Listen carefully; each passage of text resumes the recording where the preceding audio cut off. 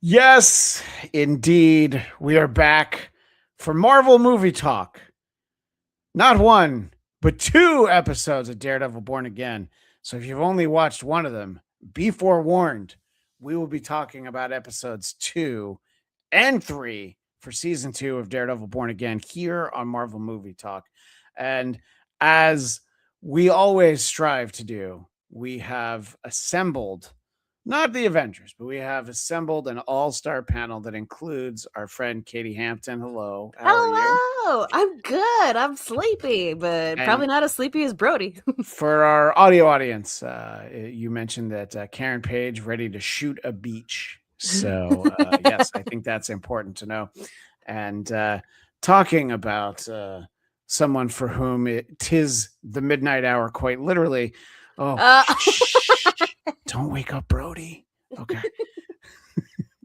Would actually be great to just have a video of him sleeping on a loop and just That'd be show it there. perfect. He's on mute though, so the bit worked and right up until it didn't. Yeah. So It happens. yeah, but we had fun with it though, Brody. So wait, he turned on. So the mute like little slash through the microphone is gone, but we still don't hear him. So I'm Nope. on. Yep, there you go. You know what? It's good. All you got to do is hit it, and then it works. Speaking of things There that I it hit goes. just so it works, with us is the man with some fear, Count Eric Connor. Skull, great to see you. And thank you for. Sameach, happy Passover. Happy Passover. Shamash. Third cup of wine. Yeah, that's a Return of the Jedi Emperor mug, right? Because that's a Burger King glass. Because I had those in my house and we used them for drinking. And if I saved them in a china cabinet for resale, I would be able to get $10 for them now. But I'm glad you're using it and enjoying it. And the fifth member of our panel, I will have to ask if she has any Return of the Jedi drinking glasses. It's our friend Christina, the Wisecracking blonde. Christina, any Star Wars film tie-in drinking glasses in your home? I don't, but I was going to make a commentary about how, like, do you remember in the 90s and 2000s, like all those collector glasses were all the rate, like every fast food place was doing them, and you'd be like, Sure. I will eat 17 Big Macs if I get every glass every time. Yeah, it was a good time. Yeah, I mean, I got the Muppet Show glasses. Yeah. Return of the Jedi was the big one. Garfield. Oh yeah. Yeah. Hamnet this year. Hamnet glasses. Oh, they had Hamnet drinking glasses. Oh. At A last. couple years. Notably upbeat.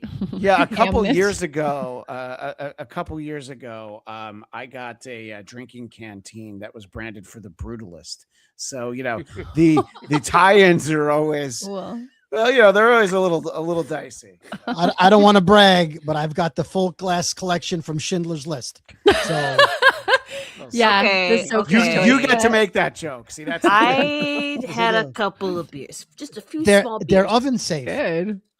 Oh, Brody. I'm allowed. All right, you took it a step too far. It was did. fun at first, and But then see, you he crossed- gets Yep, that's again. who I am, though. Happy Passover. You want to make Christian those mute jokes? his mic again. I might have to. Hey, listen, Karen Page, you don't get to mute me. Hey, yeah, I know, Christina. You should have had the brown wig on today. Yeah, dang it. Anyway, we're all assembled here to talk about episodes 2 and 3 of Daredevil Born Again. And I think we have to dive into the most important part of these two episodes. And it was just the staggering amount of screen time for Daniel Gandolfini. Okay. And I was not ready for just as much Daniel as we got. And he's making dinner. He's sweet talking BB. Christina, That's so funny. he knows it's her, right? Because he's like, because look, if you are leaking, just stop. Yeah. You I think know? that guy's much smarter than he leads on for sure. But it's so funny because I Agree literally to was talking disagree, about but- him. Well, I literally was talking about him tonight as like, oh, I feel like he's like standing out as a character. I feel like this show has 1,000 characters that just sort of like float in That's and fair. out for 11 seconds. well, he Um, floats. But yeah, he's more charming than I expected. By the way, in the chat, our friend Daniel Drew said he had a short Passover Seder tonight. They were hungry. Yeah, I think that's kind of the point, by the way. And yes, you know what I did like? There was a shout out to Pizza Rat talking about in a kitchen. So yeah, I don't know. And Christina, you know, I think you might have popped in and out on season 1, but you might have heard. Personally, not a fan of young Gandolfini, and when I opened, you know, because Eric always sends me pictures to go. This is the first picture he had, and it was very triggering. I need a warning to your emails from here on in. All right, please let me know, Eric. All right. Yeah, this face might be popping up a lot over the next few weeks. I won't lie to you, Christian. Text me with caution. Yeah, well, I also think that I can just 3D print a mask for my Halloween costume, and I've gotten it out of the way, and it's only April 1st. And Daniel Drew wants to make sure that he's staying up late, so I want to make sure we get his comment in here. He thought that these were 2 fantastic episodes. Bullseye doing things in the background is intriguing. I agree. The enhanced oneer during the breakout in episode 3 was great. Is Heather going to break and become another muse? Matt smile. So we've got all those things to tackle as we go along. But Daniel, I don't know if you noticed, we're talking about Daniel, young Gandolfini. So we'll get to the other stuff. Daniel, you're so mean. I hate him so much. I know you do. I know you do. I do find his performance in these last 2 episodes pretty interesting. And I'm like, oh, are we actually going to give him like a real storyline? Is he actually trying to cover up for BB? Because it does seem like he cares about her. But he has to know that, like, they all know. I'm pretty sure. No. But bro, it's not going to happen. So you can cover for her if you want. It is definitely not going to happen, though. You know, I mean, think of it this way, Christian. Who in the office? All right, you got, I don't know, 10 people working in that office, let's say. Well, why would you suspect the person making fake videos with video effects and all that? Why would you assume it's the person who does videos for you? Who knows the way around iMovie and a little bit of AI work as well? Like, you would never suspect her. Why would you? You know, that's a good point. But I will keep in mind that on the intelligence scale, he's a Staten Island 6, which Brody, I think you might be able to back me up. That's a Brooklyn 2, I think. That's a Brooklyn 2. It's a Manhattan -5. Okay. By the way, because I brought up Brooklyn, there was some Brooklyn shade in this episode. Yes. So we might as well bring that up. We might as well dive into it right now. Go ahead and react to it. So I'm watching the episode. I'm going, oh my God, I love this. Born Again season 2. It's one of the best things Marvel's at. Brooklyn is what? Dead to me. The show is dead to me. Karen Page slamming Brooklyn. And then he's like, well, my apartment was nice. Okay, so now you've complimented one apartment in all of Brooklyn. I won't stand for that. Brooklyn is the best borough, maybe next to Manhattan, but it's right there. It's right there for best pizza and most Italians, except for Staten Island. Other than that, it's right up there. And for them to insult Brooklyn like that, I mean, I'd rather watch Secret Invasion at this point. I'm out. No, sorry. It's an automatic timeout for Brooklyn. What do you know? Like the show We Dare Not Speak its name, although I do like having you here. But be careful with that. By the way, Daniel Drew did ask if any of us are watching the podcast episodes. Every time there's the teaser, I'm like, oh, I would love to watch that. And I just don't feel like I have the time. Have any of you seen any of the podcast episodes yet? No, I've been meaning to look at it because I didn't realize that they were doing that for this. I mean, every show seems to be doing that for the. Well, but we do the best podcast about. Of course, we show. do. Yeah, thank you, Katie. That's why you haven't watched because. Well, I just didn't see how anyone could defeat, the Gandolfini naming calling and any of it. It's like Pee-wee's Big Adventure. I don't need to watch it, Dottie. I lived it. All right. So that's why you don't need to watch their podcast. Sure. Eric, what is it about Gandolfini? Is it, Colin Jost wrote a book that's called A Very Punchable Face or something like that. And because someone described him that way. And I feel like, that title should have been bestowed upon him because I'm not punching anyone, but I could see I'm not. By the way, Matthew Lillard is so insufferable in the show, and yet I prefer him. So, Eric, please weigh in. I mean, I'm just trying to figure out how the word charming was thrown at this man, and I want to go Buck back said 25 that, right? years. Right, I want to go That was back me. 25 years to when I was single, and I could have been that and been charming. That would have been amazing. I feel like I was treated like how we treat him. It was how I was treated as a single man in New York. So All right. I'm not sure what he has that I didn't have back then. All I know is Did you I cook? don't want what he Father. has. Yeah, did you Famous cook as father. well as he did? That's the question. I mean, I pronounce the food about as well as he did. All right. Well, maybe we're missing something. So Buck, he kind of came around on him, but let me ask the ladies. All right. I mean, what does it have to take for, a lady to be sitting there at that table and be, obviously, unencumbered, you're not in a relationship, anything like that. You're in that situation. And this Daniel character is sweet talking you. What has to happen for you to think, well, maybe I'll have dinner with him again? I'm not even talking about, taking things to the next level. I'm just saying like, oh, I'll have a second date, a second dinner date. I'll ask you first, Christina. I think my husband would get mad if. Well, that's why I went on said the this is second- a hypothetical. Yeah. By the way, if your husband watches the show, he'd get really mad because Yeah. he knows what a dilly this guy is.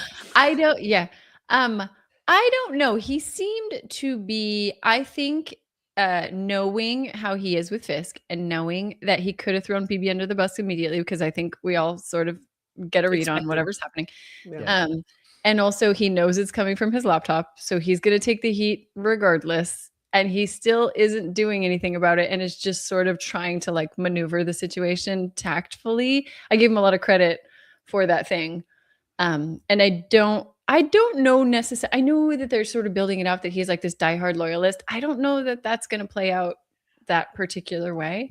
And maybe I'm wrong, but that was not the read that I got on him. And so it sort of like gave him some credibility with me that he could have folded immediately and he didn't. By the way, if any of you on the panel right now, on a Tuesday when the show drops, it premieres at 6 p.m. Pacific, 9 p.m. Eastern. If you ever get an email from me that I'm doing an emergency episode right now, join if you can, and you haven't watched, just know I'm spoiling the fact that he gets murdered in the episode, and I'm so excited that I can't wait. Just wanted to put that out there. So I'll try to not say why, but if we're having an emergency episode, I'm gonna. Is this a personal vendetta? Because I'm not familiar with. I mean, is he's this not the way- great. He's not great in the Many Saints of Newark either. But to be fair, Okay. no one was great in the Many Saints of Newark. Now, Christian, Yes, I think I can explain Michael Gandolfini please. because I watch it and I looked up his bio, and he was raised in New York City, which I assume means Manhattan. Sure. And well, no, because there's 5 boroughs in New York City, and I'm assuming that the one he was raised in was Manhattan. Sure. But it seems to me as an actor, he's putting on a fake New York accent.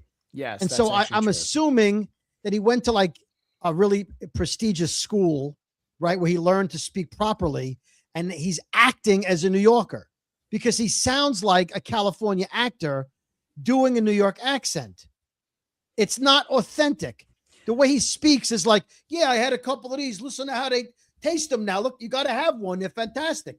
He sounds like he's trying too hard to sound like where he's from because he doesn't have the accent from where he's from. The man is playing a villain on a Disney show. Disney It's a Plus. Marvel show. Disney Plus. That's right. Look, his dad did a great job pretending to be a piece of Jersey trash. No offense, Brody. He learned the. Taken. I don't know exactly what that dialect was that Tony Soprano spoke. Is that Kearney? I don't even know exactly. One of the oranges. Yeah. We'll move on from Gandolfini momentarily, but I did pose questions to both of the ladies, and I did want to give Eric a chance. No, I wanted to give Katie a chance.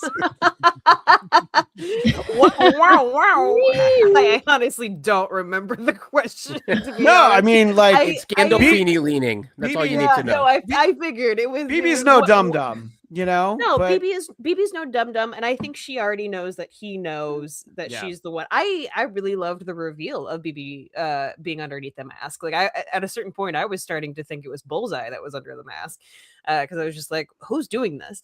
But we didn't know that it was BB, right? Like this is the so reveal. they never told us, but We I feel kinda like we knew. all knew. We all Yeah. suspected. But you're right. We all suspected. The body Right. size was also very small for the Yeah. suit, and Small hands. the yeah. hands were Yeah, small. the hands. Could have been it could have been a certain famous orange guy with the hands. Sure. so The small. mascot for Syracuse? Is that who you're thinking? Yes, the orange man. That's Yeah, it. that's actually probably who it was.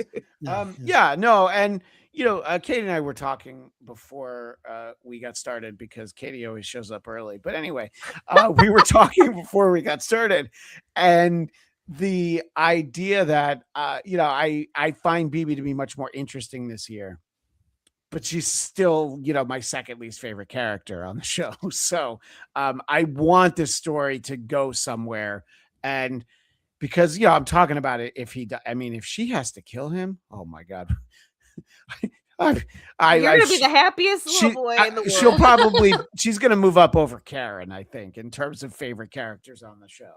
I think that there's so much that we have to do, and we've been doing the show for 16 minutes now, and this is almost all we've talked about. And I know it's my fault, it's my problem, and we have 2 episodes to talk about. We do, So- and a couple of great fight scenes in both of these episodes. My God, the choreography, everything, the stunts, pretty well done, really well shot too. Yeah, I think that was. I think Daniel talked about that, right? He had said that there was basically the one shot. breakout sequence in episode 3, which is great because Matt's having a lot of trouble holding back this year, and he's had moments before, but I think that he was just so enraged at that situation. Did anybody find it hard to believe that that character is Kirsten was able to describe where she went well enough that Matt's like, okay, yeah, so you heard pigeons. It was fun, the reveal, but I think they probably should have put some better glasses on her. I'll ask you first, Eric. Did that come as a surprise that he's the man without fear, just like, well, you're the man with some fear, but was it surprising? The way they use his superpower this season, I think the lie detector element was fun. That came up in one of these 2 episodes, and it was a great little moment too, where he's yelling, "Tell me you're lying." He's not lying, and I thought that was great. That actually was pretty funny.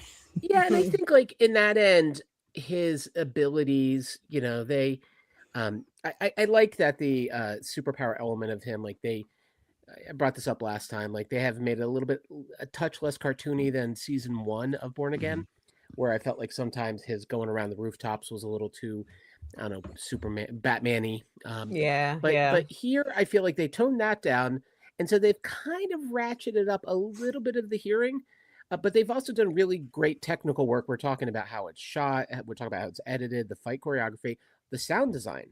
I'm oftentimes listening to this on headphones because it's late at night, and I do have other people in this house, including my 2 dogs who have been fighting behind me all night. Good. And so I can't disturb the whole house. And so I'm really listening, and it's absolutely fantastic to sort of be able to tune into what they do with sound design. So yeah, the idea that he could sort of recognize places with just a few questions, why not?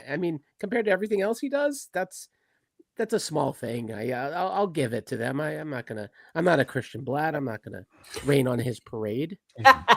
Didn't realize it was in the practice of raining on parades, but early and often. Bring up Gandolfini again. I miss him. No. No. He will have to come up in the course of natural conversation organically. Yeah. So Yeah, and I agree with what you're saying that there are different. Look, we've seen different ways to showcase Daredevil's abilities in the 3 seasons on Netflix. Now the 2nd season on Disney Plus, and let's not forget the cinematic tour de force that was the Ben Affleck Daredevil. And I do kind of like what we're seeing this year. I always thought it was cool in the comics the way they try to like describe how it works. But I mean, it's 4 colors printed on cheap newsprint. So I think that I like sort of the way they explain it, and I mean he is pretty great. So, Katie, am I being too hard on the show? And that I really thought she had on some like pretty super industrial strength glasses. I thought.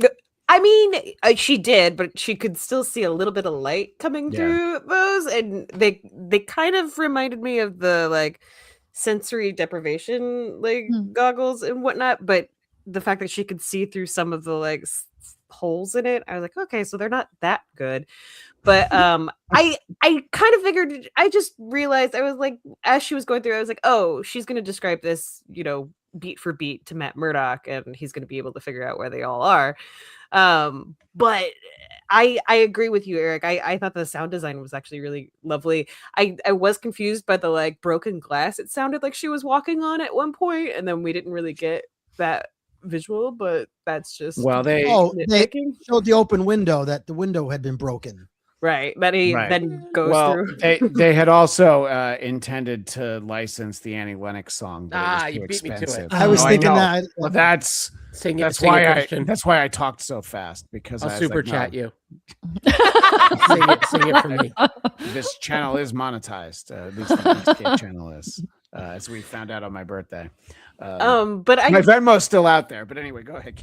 I'm also like, after the first episode, when I finally watched it, I was like, man, they're really doing some direct one. Like I feel like the fantasy element of a lot of this is definitely gone by the wayside, and there's so many direct one-to-ones, like the people in the cages, and I was like, oh dude, I know. I hate this. It's hard to feel like escapism when we're actually living it.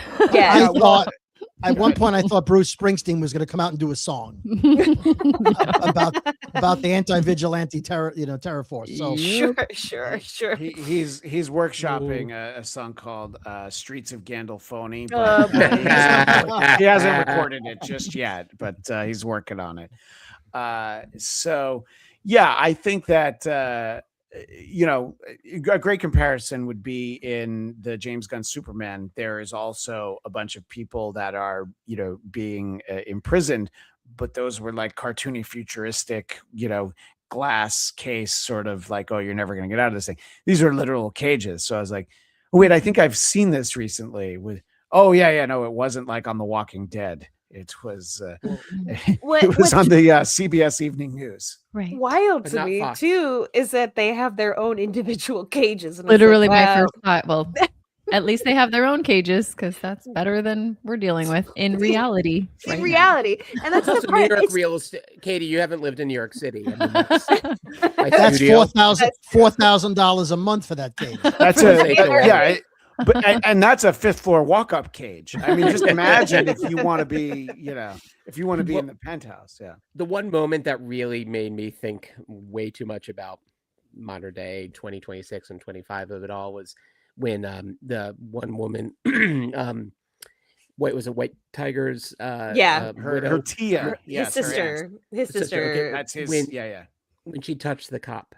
Yeah. Yeah, and I was like, oh god, that's just. I nearly turned it off. I'm not gonna lie, because I was like, if we're doing direct one-to-ones, which I don't mind. Like honestly, I feel like art should reflect reality, and especially when it becomes like a fantasy thing, I'm just like, I want justice so much faster within this storyline than I'm getting in reality. Right. I think that's why. At least that's my read. Why Matt Murdock is just sort of letting things fly. That like maybe in previous Matt Murdock would have been a little more reserved. This time he's like, nope, let's just fucking let's just go in guns a blazing.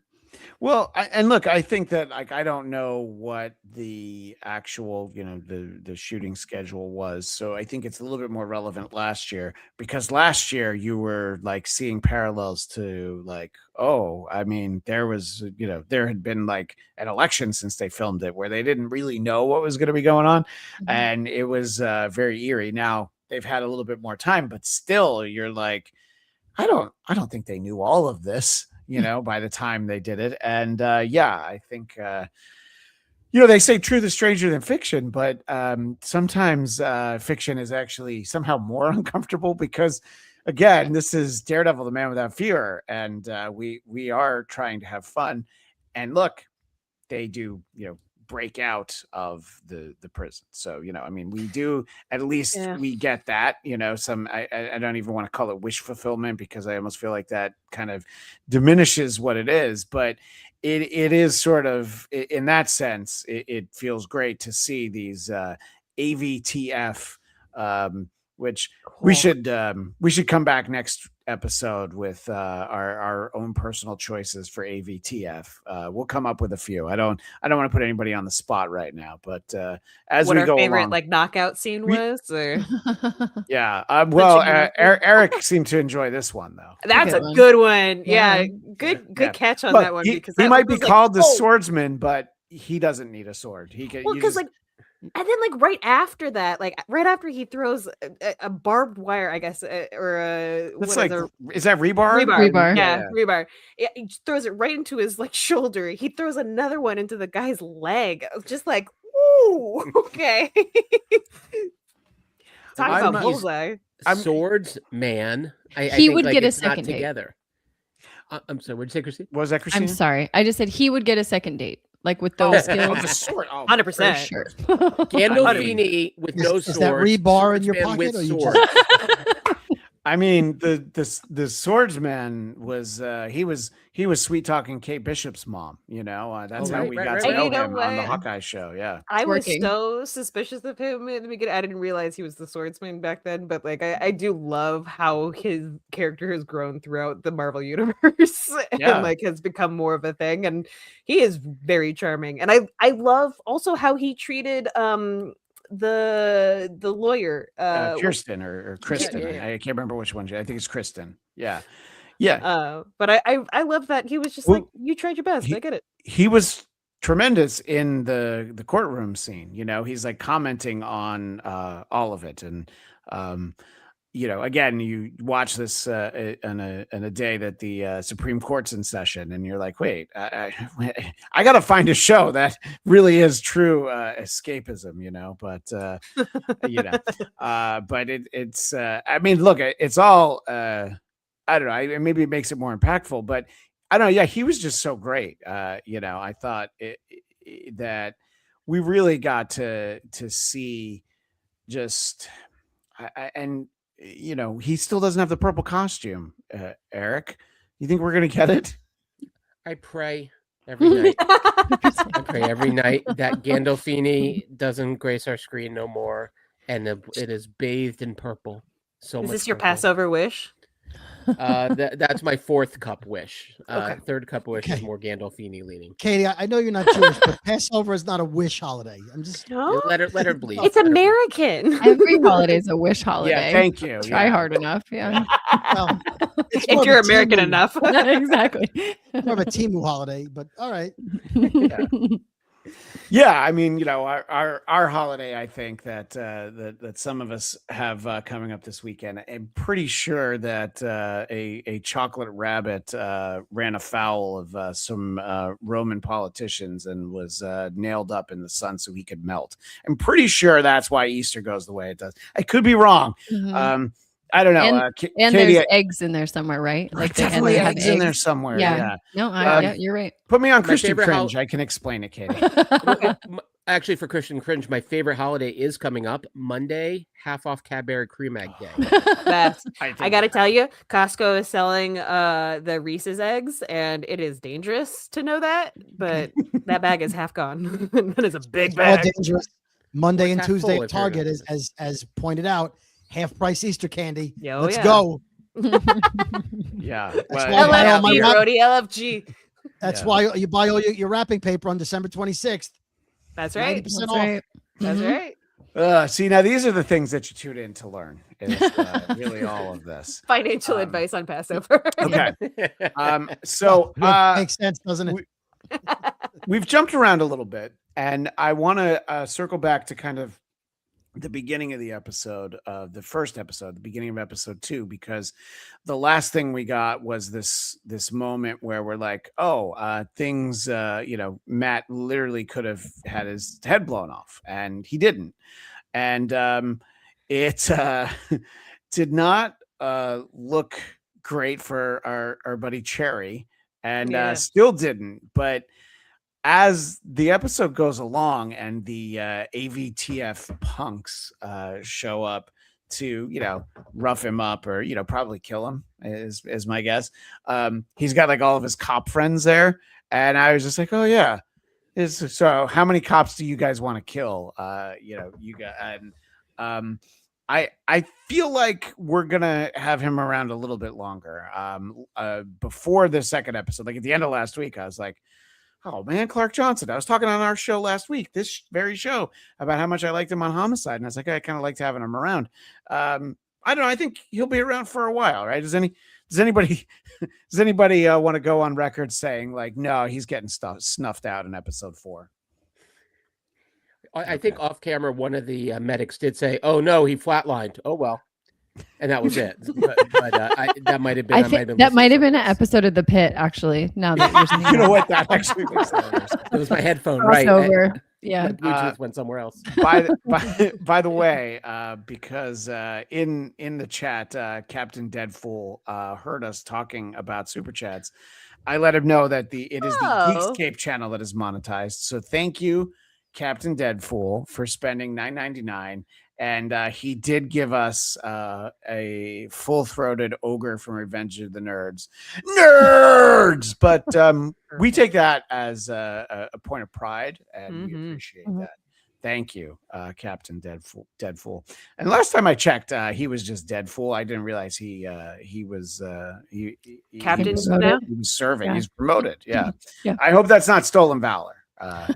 But I think that it's kind of important for Matt to have these resources, people who, he's retired, but people who are still plugged into the police force, in the Netflix series.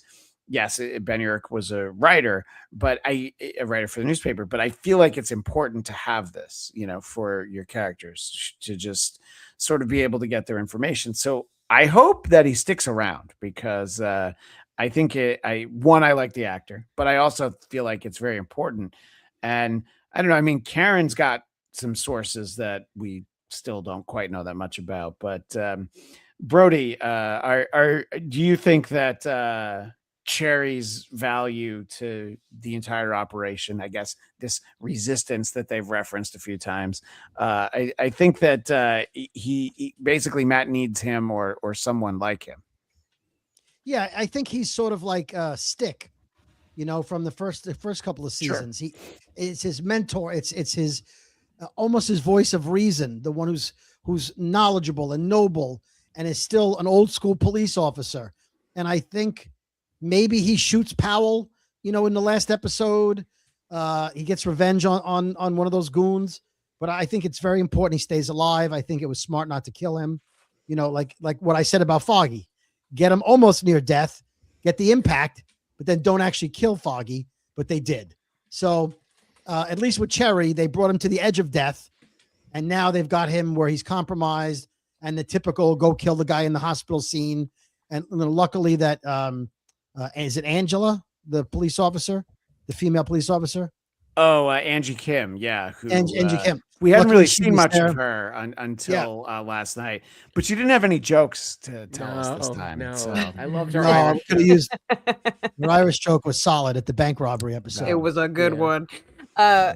Yeah, I was trying to remember if all of the police officers who were in there just like guarding him, have we seen a majority of them before? Like I couldn't remember because they were all really great. I just couldn't remember if we had seen them or met them before. Well, the way that I usually fact check stuff like that, Daniel, have we seen those cops before? Let us know. Oh yeah, actually, so he references this. I still miss Detective Sergeant Brett Mahoney from the original show. Yeah, so Of course. but yeah, I don't know. I definitely sort of like that. Cherry's got people who are still on his side, which is, I think, kind of what you need to see if there is any kind of groundswell of resistance. I guess it's appropriate to kind of jump ahead because there was the one guy who wanted to cooperate, and that almost makes it seem like, oh, did he like let himself get caught? Because I liked the idea that as it says on Katie's little words right there, Karen Page ready to shoot a beach. I was very impressed that she had gotten one of these punks, but this is somebody who wants to help. I mean, he does give him a card, the access card. So I think he's, Katie, it's basically what I'm saying about, like, you need Cherry as a resource. They're going to need people from the inside and not just, BB like stealing stuff off of Daniel's computer, right? Right. Yeah, and I feel like Karen Page is getting a little bit more bolder and a little bit more reckless too, because she's starting to like quote the Punisher more now. And much to Matt's chagrin, I would say. Oh yeah, Matt did not enjoy that. Yeah. No, he I did think not. Punisher's got a shot with her. I Well, I mean, do you remember? If you remember his Yeah. Netflix show, yeah, there was always that feeling that Shot. There yeah. it is. It's a dating. It's a romantic comedy about him and Karen Page. The last shot. I'd watch it. yeah, right. Who wouldn't? You know what? Maybe that's the whole Punisher special presentation. So Daniel thinks that they're the cops from the end of last season who are on their side gathered at the bar. The that woman makes cop sense. was in the bank episode and a couple others last season. I think Yeah. he's talking about Angie Kim. Mhm. Yeah. So I think that we're definitely starting to see the I think that the thing that is helpful about the BB report videos, and you know what it is, it's not so much BB that I dislike, it's the style of her videos that'll start off our episodes. But at least now we see how she's kind of playing both sides. She's like, oh my god, Fisk is the best, now here's me in a mask, so I'm enjoying the duality of it. But yes, right, exactly. Angie Kim, not to be confused with Angie Tribeca. That's a very different police officer. And, Terrific would show. Very. would really not fit in on this show. I don't think she would belong. Or Officer Mahoney from Police Academy either. So Steve Gutenberg, yes, Yeah. that's true. Well, good. We've talked about all of the finest police officers on the screen. Brooklyn Nine-Nine. Yeah, don't worry. I'm going to get an Andy Sipowicz reference in before the end of the show. Yeah. You'll see.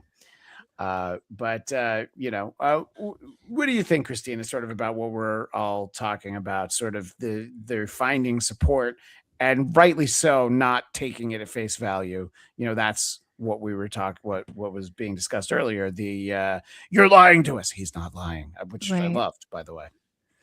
Yeah, I sort of love that whole Andor thing of like the resistance comes from like just little Sure. pieces here and there, and then it builds a network. Because I think I don't know if they intended this, but the show's really pissing me off. Like it's like every time I watch, I'm more and more frustrated by the like actual lack of law and order, and that there's so much corruption. And I know that's the point. That's the whole vibe. But then you start to feel hopeless. I think even Karen said that. Like she's like, "Oh, I'm starting to feel overwhelmed," or something like that. And so feeling like seeing little glimmers that you're like, oh no, there are people working for this thing. It's just they just all got to come together, I guess, is giving me hope. I'm still annoyed every episode though. I'm like, okay. Well, I don't want to jump ahead just yet all the way to the end of episode 3, but even when everything is going like, oh my gosh, they pulled it off, look, everything's starting to turn around, then there will always be that other shoe that drops, the shoe that's packed with like the shoe that's stuffed with C4 explosives, basically. So yes, it can be frustrating. We did get some wins in these episodes, and I can see why they doubled up these two instead of giving us 1 and 2 as the ones that we got together. Here's my crazy idea. You could have given us 1, 2, and 3 all in the first week, but whatever, it's fine. But anyway, I wanted to. I didn't know, Brody, if we had any stones left unturned, talking about sort of the support that they're getting, the resistance, as it were. Well, I mean, I don't know how to explain that Spider-Man's not involved in any way, because in the trailer for Spider-Man, he's given the key to the city from, is it Stella? Kingpin's, right? So I don't know if she, I don't know if she becomes mayor, but obviously Spider-Man is in New York. So I don't know how to explain that. Same way I don't know how to explain Punisher's not. Well, it's. But they don't know. Well, yeah, no, I believe that, look, this season is probably happening while Peter is very creepily pretending to live in Boston so that he can hang out and just, stare at MJ at the coffee shop. That's true. We're getting Jessica Jones. Let's not get carried away. And no, we're getting Jessica Jones. But if we're under the guise of this is a continuation of the Netflix show, and Jessica Jones is going to be there, then how do we not get Iron Fist and Power Man or Luke Cage if you prefer? Like, they have to be there also. And where's Hawkeye? Like, where are the New York level superheroes? Well, Kate Bishop. Kate Bishop's like stepdad was in court. Yeah, stepdad to be, and but she's like, whatever. But Kate Bishop is due to give birth for her husband Josh Allen, the quarterback for the Buffalo Bills. So there's reasons why we don't necessarily see people. Sometimes it doesn't have to do with it. And you're talking about Clint Barton, Hawkeye. He had a snowmobile accident, and then they said, "Hey, can we slash your salary in half to do a second season?" And he said, "No, actually you can't." So sometimes there's a lot of things. Apparently they did actually come to an agreement now. So he is going to be back in the Marvel universe somewhere. Yeah. That makes sense. Right. Yeah, exactly. So I guess we'll have to see, but go ahead. Sorry.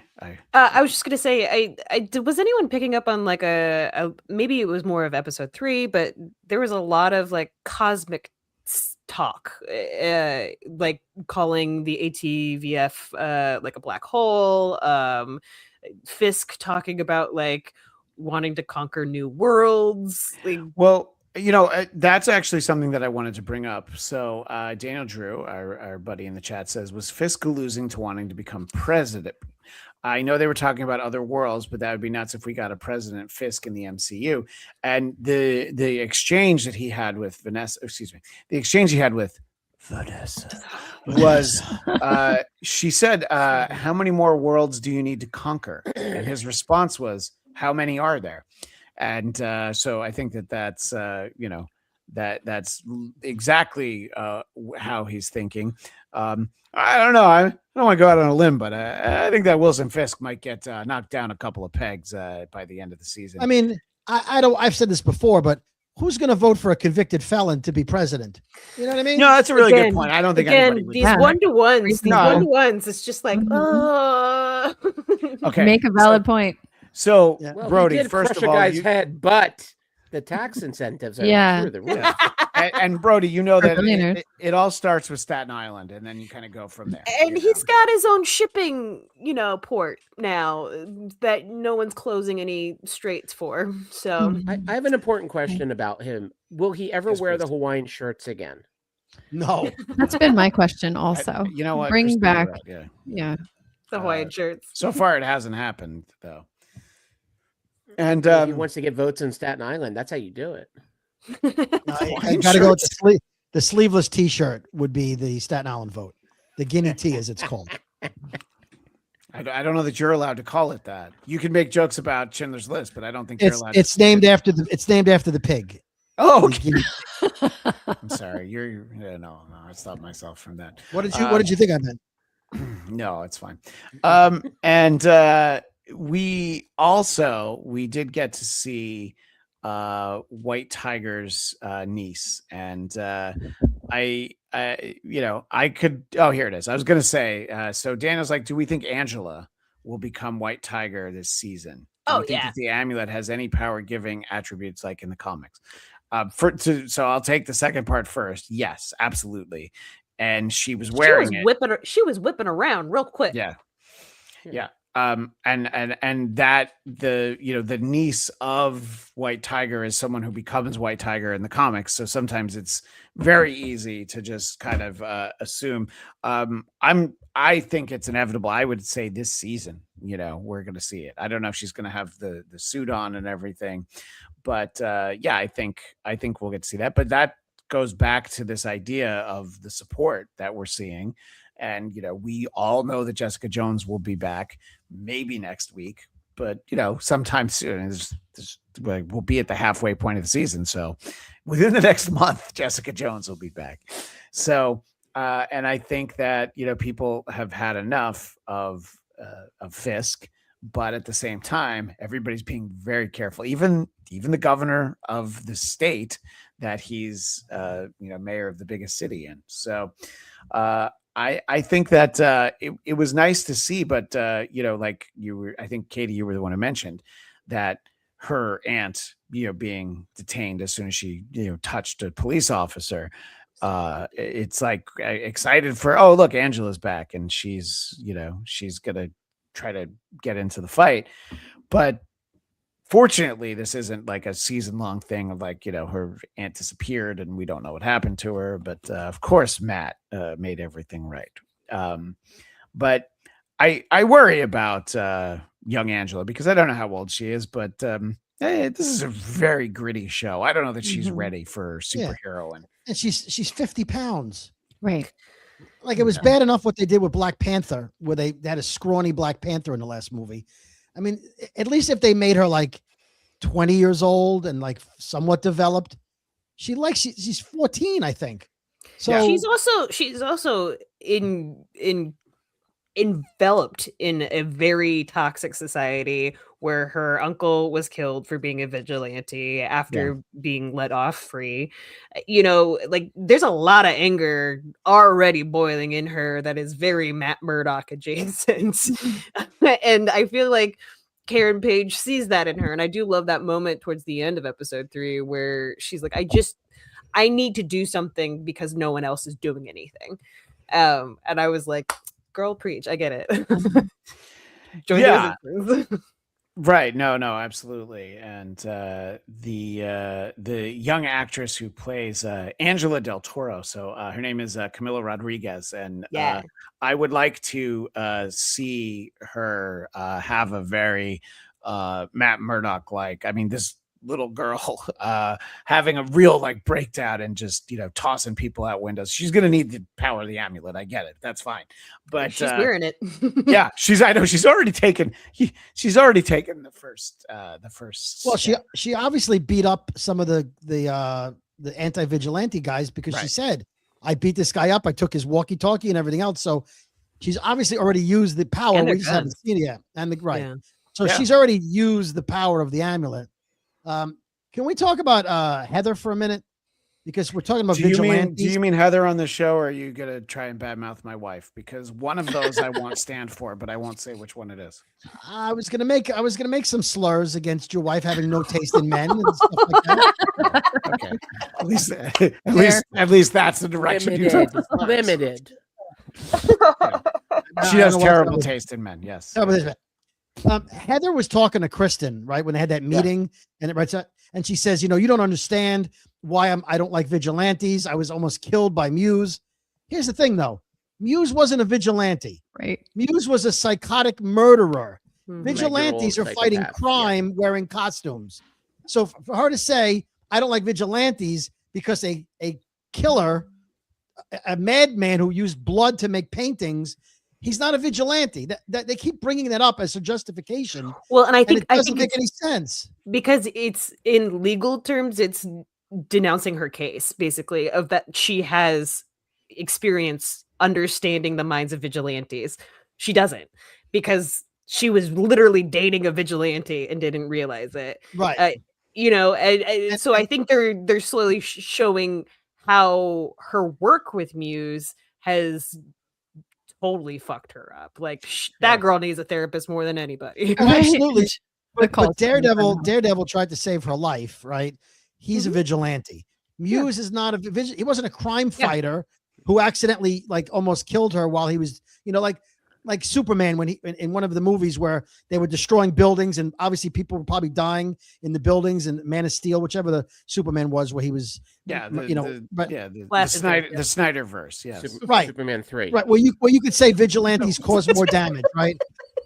Vigilantes Sorry. sometimes. Superman 3 is the one with Richard Pryor. You're not talking about the same movie. Anyway, back to Brody. I'm sorry. No, that's Hilarious was to think terrible. about Superman 3 being the one that he's busting through.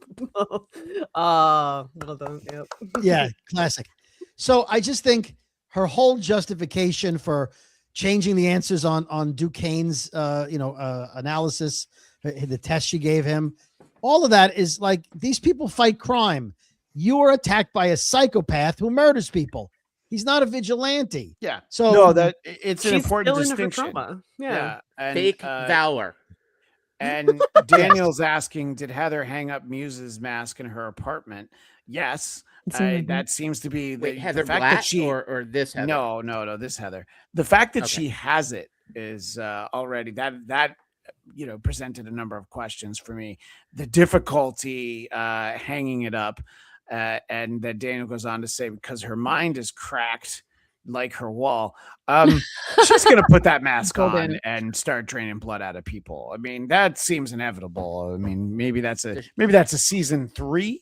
Well, that's the thing. I'm like, when is she going to start killing people? Because it feels like she's well on her She's close. way. Yeah, Mhm. she's very close to truly like killing a bitch too, just like Karen Page, but like in a gross way. Because I feel like we did not get a lot of Muse to begin with, and I'm No. wondering if she's just like going to take on the actual comic personality of Muse. Which, by the way, stick around after we're done talking about the Daredevil TV show. Eric and I will be doing the Geekscape Book Club, and the selection for this month, well, technically for last month, is Daredevil, the Dark Art storyline. Did you just drop your Superman 4, Eric? I think it flung itself. It knew what it was. Because it was sad to be compared to the Snyderverse. Yeeted itself out of I mean, look, any movie that has John Cryer as Lex Luthor's nephew is he's certainly worth debate. But anyway, we'll be talking about a Muse storyline, and it did remind me that boy, they really got rid of him super quick in season 1, and you don't want to drag these things out too much, and they only had 8 episodes to work with. But I think one more episode of Muse was probably what we needed. Also, White Tiger, they got rid of him like really quickly, and that was why it was so impactful. But we could have enjoyed. I don't enjoy is a weird word for Muse, but him and White Tiger. Yes, Eric. Yeah, while we're on the topic of death, I was going to bring up something that Mr. Brody brought up earlier. So I also like he lamented the passing of Foggy, in season 1. But one thing I will say about this, both episodes 2 and 3, I kept waiting for a major character to get killed.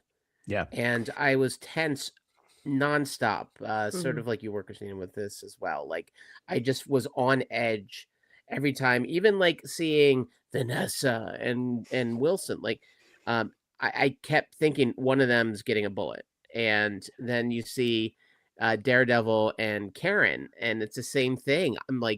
I'm in constant fear for these characters because they have shown like they are willing to do that. It doesn't matter where you are on the call sheet, like they'll take you out. And there's always been rumors about Karen's fate in the comic. Right? There were a number of things that Karen said in this episode. Well, these 2 episodes where I was like, for sure. Are they setting her like? Is that why we're getting 2 episodes?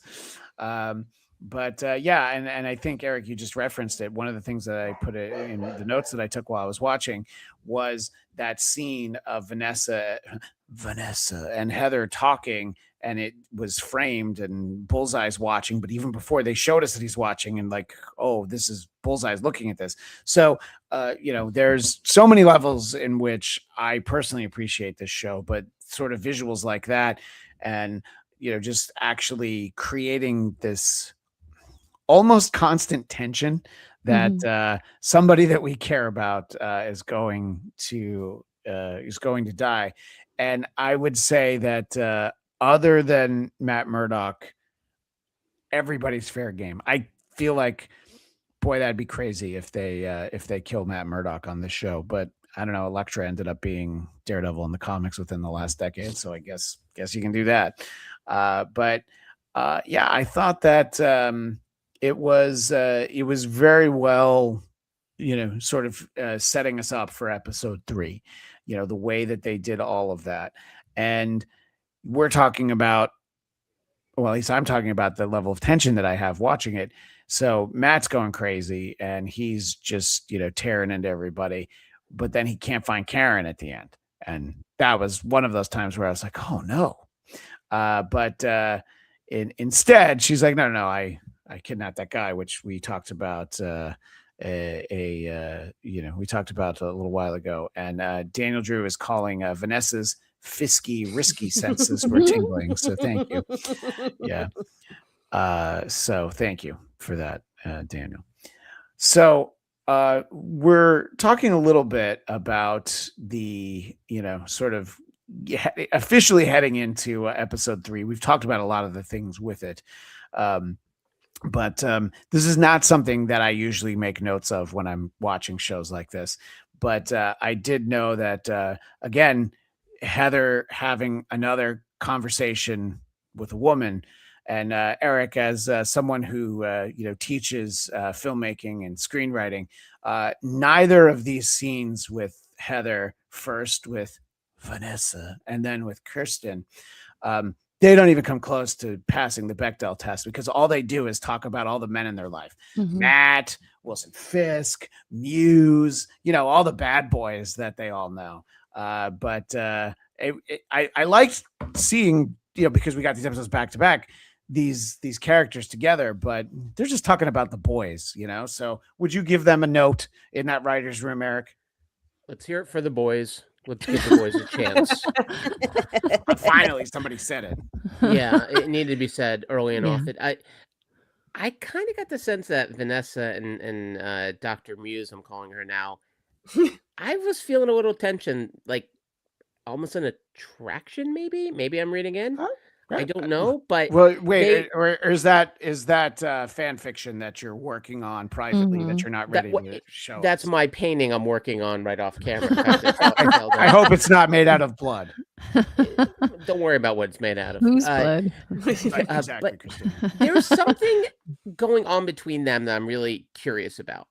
The way, like, even like she's asking her about Matt, but not in a leading, trying to find Matt way alone, although obviously it's part of it. And then there's that moment, right? One of you guys, I think, brought up with Vanessa, like lying on the floor, and it seemed almost like a little dream-like, drug-like. So I'm getting really curious. Yeah, thank you. I'm really curious about their relationship and what they're setting up, and I'm not sure what they're planting yet, which is kind of fun. Why telegraph everything? There's something great about the mystery of it. Christian lays the groundwork and says the women on the show seem to be obsessed with the men and blaming the men for everything. And your response is, I think the women are hot for each other. So maybe lukewarm. Not yet. I hear no lies from. But that's a Bechdel test pass as well, right? To the point of no one is safe. I mean, I feel like Vanessa's days are numbered, and these episodes like made me even more convinced. And yeah, she's got some weird stuff going on. Am I being too? Go ahead. She's also got that dream that she like woke up from a deep sweat from, and and I thought that was a really interesting twinning of the two scenes between Matt and Karen, and then also between Fisk and Vanessa. Sorry, Vanessa. I was gonna say, if you're gonna say it, you have to say it properly. My apologies. How long we've been doing this show? It's panel. like saying Gandolfini's real name. You either say Gandolfini or Vanessa. Those are the Oh, only okay. two Don't say- rules. Don't say it 3 times in the mirror. Oh Now- no. Yeah. But yeah, no, I thought that was a really nice moment of the twinning of those two moments of just like they do really care for each other, each of these relationships. Do they? So Matt and Karen, yes, but So that's but- okay. go That's ahead, kind of- Christina. I think that's my read, is that I think Vanessa has a lot more power than we think she does. I think they're sort of bearing the lead with the fact that she's really controlling the thing. Even when like the conversations are about the men, it sort of reminded me of that the scene in My Big Fat Greek Wedding where she's like the man is the head but the woman is the neck, and they're just sort of like masterminding some things because she's got a lot of control over Fisk. Even in just she can get him riled up, she can calm him down. Like she just is sort of pulling strings that I think they're not overtly showing, but they're showing us. Well, she did that at the governor's dinner when the governor got up to make the toast, and she's saying, "Oh, what a wonderful staff that the mayor has, and kudos to his people." And she leans over to Fisk and says, "She's basically blowing smoke up your ass. Mhm. She's afraid of you, and that's why she's complimenting you." She was the one reminding him of what was going on. And it's like, don't get fooled by the false praise. Don't take this as a compliment. She was the brains right there to Mhm. say, "Hey, listen, focus. She's screwing with you right now." Yeah, So Brains and the neck. yeah, Mhm. and even in Right. bed, she Not was the saying head. like, "I want to go to the island. I Yeah. want to go on vacation. I want to get out of here." And she's Yep. like, "This is our home." And she's like, "Is it?" I don't. There's Maybe no not. but- faster. There's no faster way to a tombstone than characters talking about their hopes for the near future. Yeah. That's Trips. 5 days to retirement. And, Yep, done. Daniel is basically the embodiment of the asterisk in a comic book word balloon with a little notation down below to remind us Mhm. that in season 1 she'd been the queen pin for years up until that point, while Yeah. Wilson was away on sabbatical. I Yep. guess is one way to characterize that. But yeah, I think it is worth noting and remembering that the level of power that Vanessa has in all of these situations. And I don't know if any of you saw the Vanessa documentary that Brett Ratner directed for Amazon Prime, but I believe that was the takeaway from that documentary as well. But again, I didn't see it.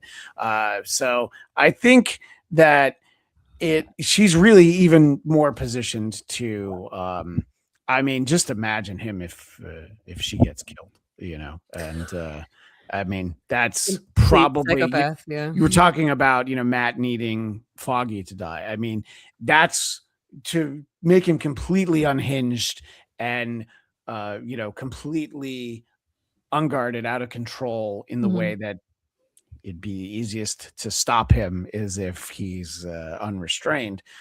So I don't know. I could see that happening, but I do enjoy their dynamic. I don't know if it's healthy, but I find it interesting. Is that sort of what you were noticing, Christina? Yeah, they definitely have a like toxic codependency thing going on. But also, I do think I was thinking the same thing. I thought, well, right now he's pretending like he's got some greater purpose. So like, oh, I'm supposed to be in charge. We owe it to the people, blah, blah, nonsense.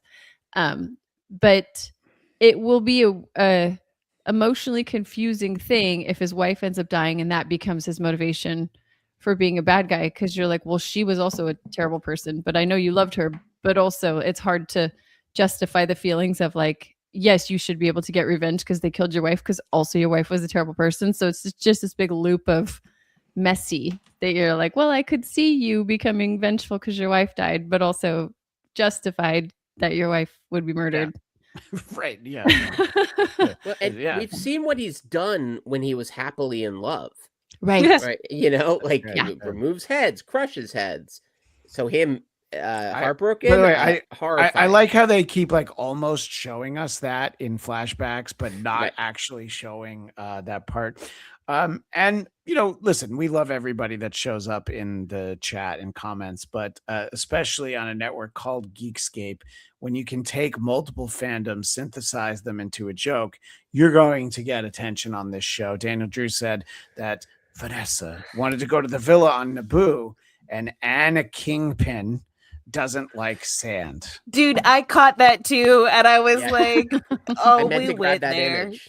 Yeah, he I hates messed the up. way he hates the way sand feels Feels between his toes. toes. Which, by the It's way, called- it's who called- hates that? I mean, Anakin's Brody, Brody. Brody, are you going to become the kingpin of crime? Is that what that means? I got Hawaiian shirts. That's all I'm saying. It is. I mean, and to that effect, in talking about Vanessa's power, in having more power than I think we're letting on to.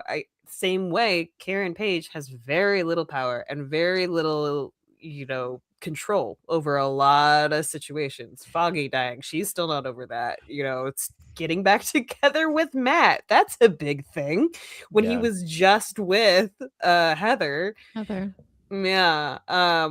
So I think we're seeing also two females in these like pretty rough relationships.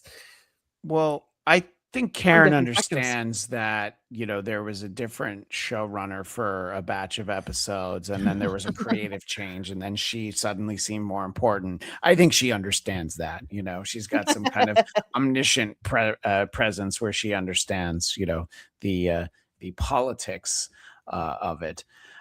Did she do a She-Hulk and walk into the writer's room like She-Hulk did at any point? There's still a lot of episodes left, and okay. we'll start theorizing momentarily on things that we might see, but there was something that we get, and this is sort of what I alluded to earlier, when Matt breaks out the swordsman, and together they get all these people out that were wrongly imprisoned, and we are getting White Tiger, White Tiger's widow, I guess, is an easy way to describe her. She gets, reunited with her niece. So we get all of this happy stuff. But Kingpin's gonna Kingpin, isn't he, Eric? I mean, that's his default setting, right? Whenever you bring him back, even now that he's a man of respect and like legitimate power.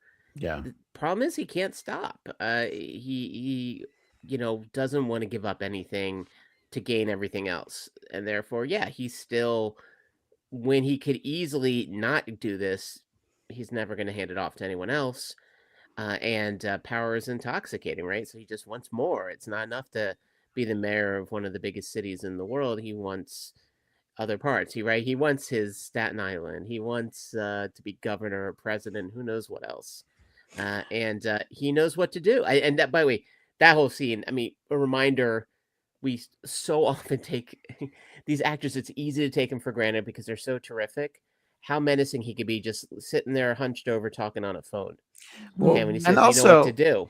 I was going to say, and let's not forget that Vanessa continues reading her book.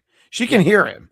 And I was noticing that, and Eric, I guess this is a little self-indulgent, but he says, you know what to do. And this is, I guess, really just for me that you decided you wanted to include this image. So now I'm going to make you explain it to everyone. Well,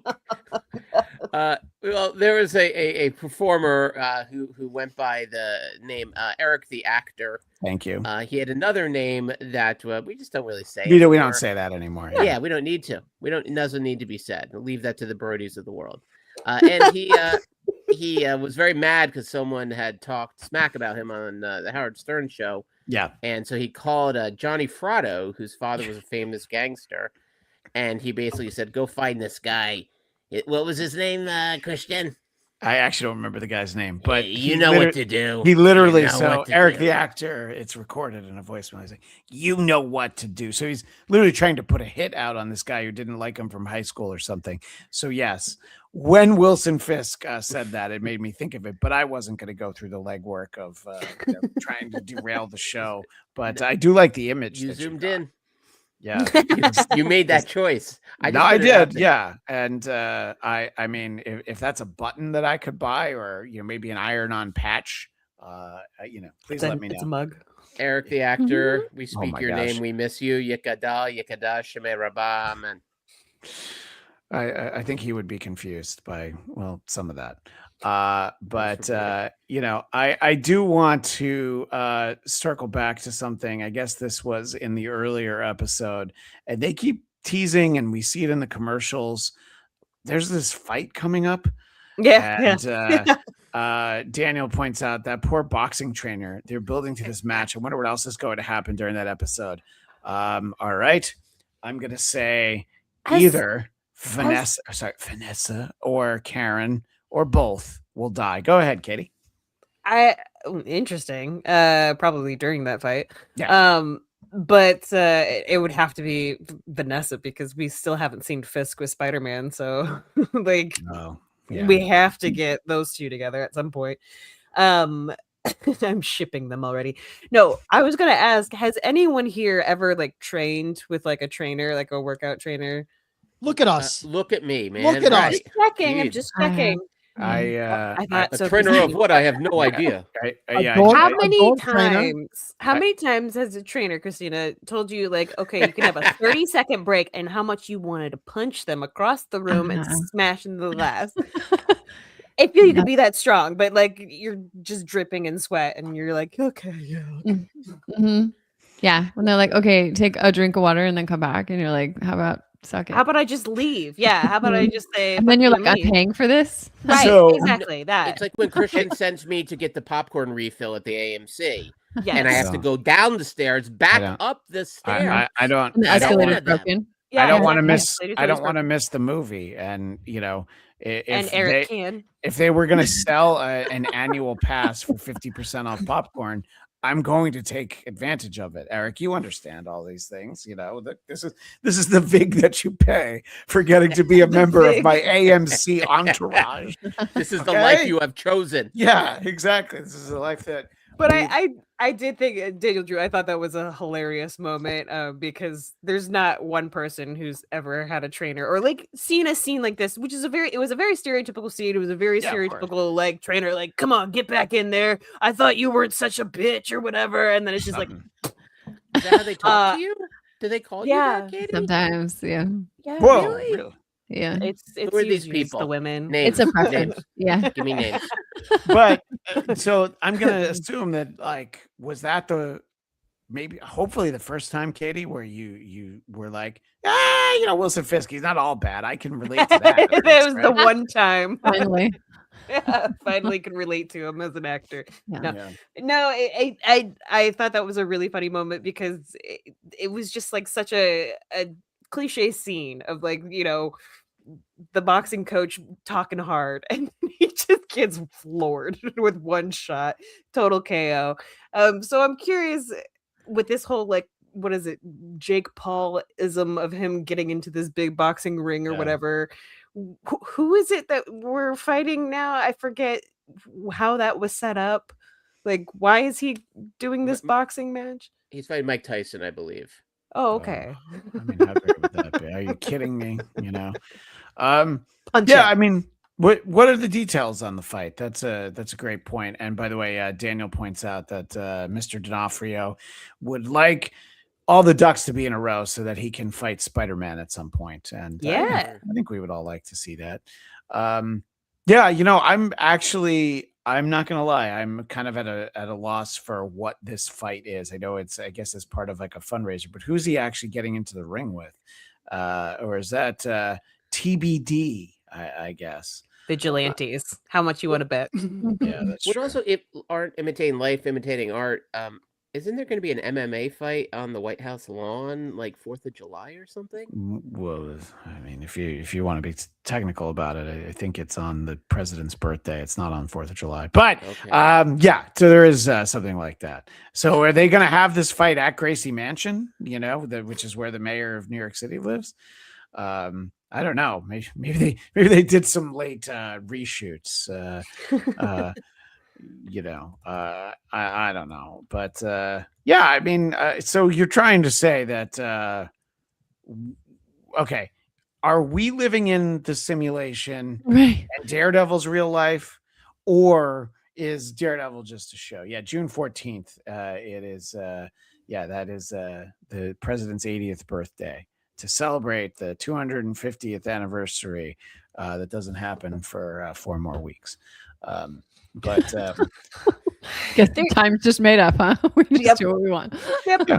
Yeah. Rules don't exist Great. in either reality. yeah, and Why you know are it's we bad going when. By crazy, the way, I know we've veered off a few times tonight. I'll say that it has something to do with the hour in which we're doing it. It's late for Brody, but Yeah, it's really Brody's fault. you know it's bad when Joe Rogan says that thing's going to be a shit show. I can't believe they're doing this stupid fight. But anyway, that's neither here nor there. Mhm. What a But world. it's What a great world. because Gina I've Carano's never fighting her I've publicist. never watched a UFC fight, so I'm not going to start now. So what did you say, Eric? I'm sorry. Gina Carano's fighting her publicist. I love She it. has been for years. Gina Carano should certainly fight her acting coach. That's probably what she All That I guy ask died years ago. is that during And her any of the social media fights, tutor. just shout at the men, just shout kiss, kiss, kiss. That's all I do during UFC fights. So Perfect. Yeah, I that would actually makes a encourage lot of that sense. for every American or Marvel City Universe Does American. it Mhm. work ever? Is Like, that has because you that really ever- They want never the band do. to come out? They never do No, I- publicly. Let's Take just once, just Okay. once. Yeah. No, I mean, I feel like that there's probably, you know, a heated rivalry, that is set yeah, in the season UFC. the reason Yeah. Grinder keeps crashing. I'm just saying, like, You know, it's so funny you mentioned that because Brody was complaining before That's we why started. he's on the air. he's like, oh, I He's still see trying to my get it to load though. Okay. So again, I always just try to vamp until I can get answers from Daniel Drew. Thank you, Daniel. We don't know much about the match. It really hasn't been talked about. The posters say who he's fighting. I didn't recognize the name. Maybe Oh. it's Peter Parker. Remember, we all forgot Peter Parker's name. Maybe Bonesaw. that's what's that? He's fighting you say- Bonesaw from the original Spider-Man. I thought you said Jigsaw from the Punisher. did and I I. was like, oh my god, that'd be amazing. I'll take Right. that. I guess we'll find out soon enough. So I thought these were good episodes, but there were some amazing sequences. I don't know that we've talked enough about multiple great fight sequences. And by the way, the end of episode 1, where Bullseye kind of tosses in the knife that saves Matt's life. So we're getting all of that, and I think we've talked a little bit about Bullseye, but he didn't do that much in these episodes. Well, He's getting ready for go to- something. Go ahead, Brody. He did go to look for Daredevil's mother, Sister that's right. Maggie. Yeah. Now, I guess she's not on the show because she's in Rome or something, training or whatever. But remember, in the first, She's training for the UFC fight against the Kingpin. That's so right. She's, in season 2 of the Netflix show, didn't he Yeah. kill the priest that was friends with her? And either he wants to get atonement and apologize to her for murdering the priest, or I don't think he knows that she's Matt's mother. But I think he's on a redemption arc, which is why he wanted to go to confession, why he had his head down in front of the cross. I think maybe he wants to be a good guy, which is why he helped Matt in that, with the knife and the killing the guys who saw his identity. I think he's going to be part of the resistance and, Why do and you try think to be a that, good guy. Well, I think a couple of agents in one of these episodes. Too. Yeah, he's Remember, killing shot the him on top agents. of the head. He hates Fisk. I think it's the enemy of my enemy is my friend.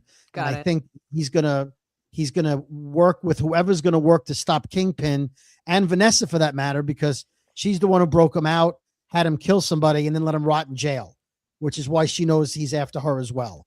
So I think if Matt is a means to that end, and I think he went back to the church to get, like he said, I need to repent and I want to confess.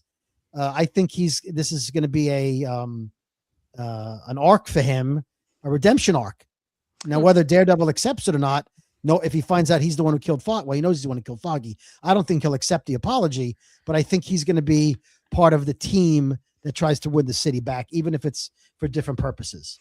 Well, I think you're right that I hadn't quite thought it through to the extent you had. So I think you're right that this is probably what he's looking for, the absolution, penance, all of these things. But, Matt and Karen, we referenced the disagreement they had about the Punisher's methods. So he really isn't going to be a fan of Bullseye's methods. But at the same time, it really is that enemy of my enemy is very reluctantly his friend. And also, he did save your life, and Matt saved Wilson Fisk's life. So it is very tangled, and I expect to get another episode next week where it's all still rampant. I still think we're on the big upswing. We got some good stuff this week, but I feel these 2 episodes, I feel like they're building to something very spectacular at the end of the season. And as both Charlie Cox and Vincent D'Onofrio were doing press for this season, they were beginning to film season 3, and they were asked a number of questions, and they wisely were unable to comment. One of the questions that they were asked is that they both had beards, and they were asked, are you guys going to have beards in the season? And they were both very quiet. The 3rd season, they were both very quiet. And I think that in season 3, they start a ZZ Top tribute band, and that's why they have beards. And I just want to go on record. Yeah. I want to say it before everybody else tries to say that that's what's happening. But at this point, the door's still wide open. Pretty much anything can happen. So I kind of want each of you to share with us something that you're hoping to see over the next few weeks. One of the things we know we'll get at some point is Jessica Jones. And I got a theory from, we're talking about AMC theaters. I was wearing my Defenders t-shirt, which I'll have on next week. And Eric wasn't there to buy popcorn for me, so I had to get it myself. Oh. And that guy wanted to talk to me about Daredevil Born Again.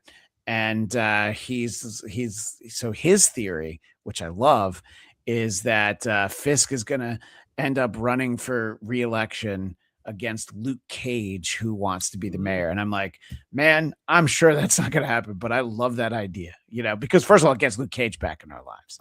So thinking, sky's the limit, sort of anything that they want to say. And I don't want to put any one of you on the spot to go first, but each of you think of something. So whoever would like to go first, what's something that you're hoping we get to see in these next 4 episodes?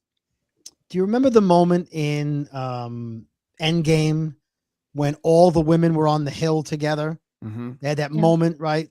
Like that action shot of the whole group. Yeah. I feel like there's going to be a surprise shot of the Defenders back together. Like Jessica Jones will be there. She's like, I'm going to make some phone calls. That's it. She just drops a little hint. Some friends of mine are back in town or whatever. And then there's a fight scene and the camera pans and they're all just like ready to go. So you don't have to get Danny Rand doesn't talk. He just punches.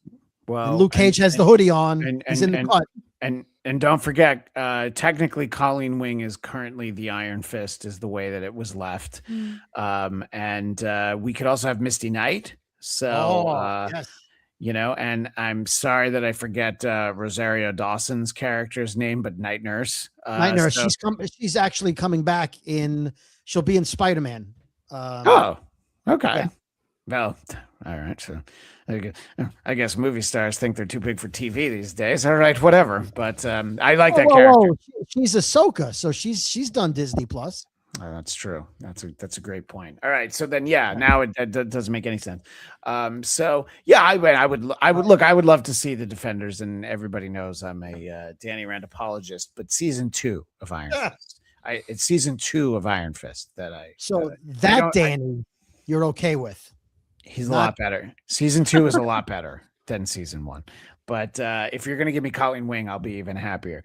But What are some other things that the brain trust here would be interested in seeing? Eric, I feel like you're And about Eric, to. That's not nice. In all in the spirit of Passover, But Eric, what would you like to see this season?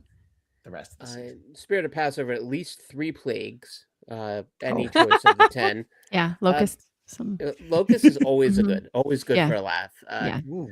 If Luke Cage runs for mayor, Iron Fist runs for garbage commissioner, I think would be a solid Ooh. storyline. One that would make you happy. I know, Christian. Sure. We're gonna get some defenders. We're gonna. Vanessa doesn't seem long for this earth, and also too. I keep waiting for that moment where I really enjoyed this sort of chess match here of Kingpin saying, "No, I am a fan of Daredevil. He's a hero," or Matt Murdock is a hero, and so all of a sudden everyone's looking for him because they like him, and those who hate Daredevil are still trying to find him because they hate him. I'm waiting for that one scene where literally all of New York is trying to stop him. I feel like they haven't quite done that yet in that sort of beginning of Spider-Man kind of way, where just everyone is wise to him. Everyone's out to get him.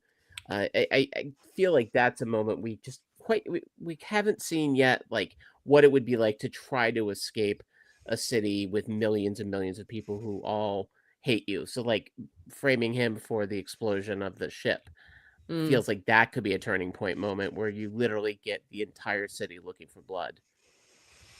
Yeah, I guess I think that you're basically looking for a Bill Buckner or Mitch Williams moment where an entire city hates one person and you have to relocate from there. Is that what I think you're going for?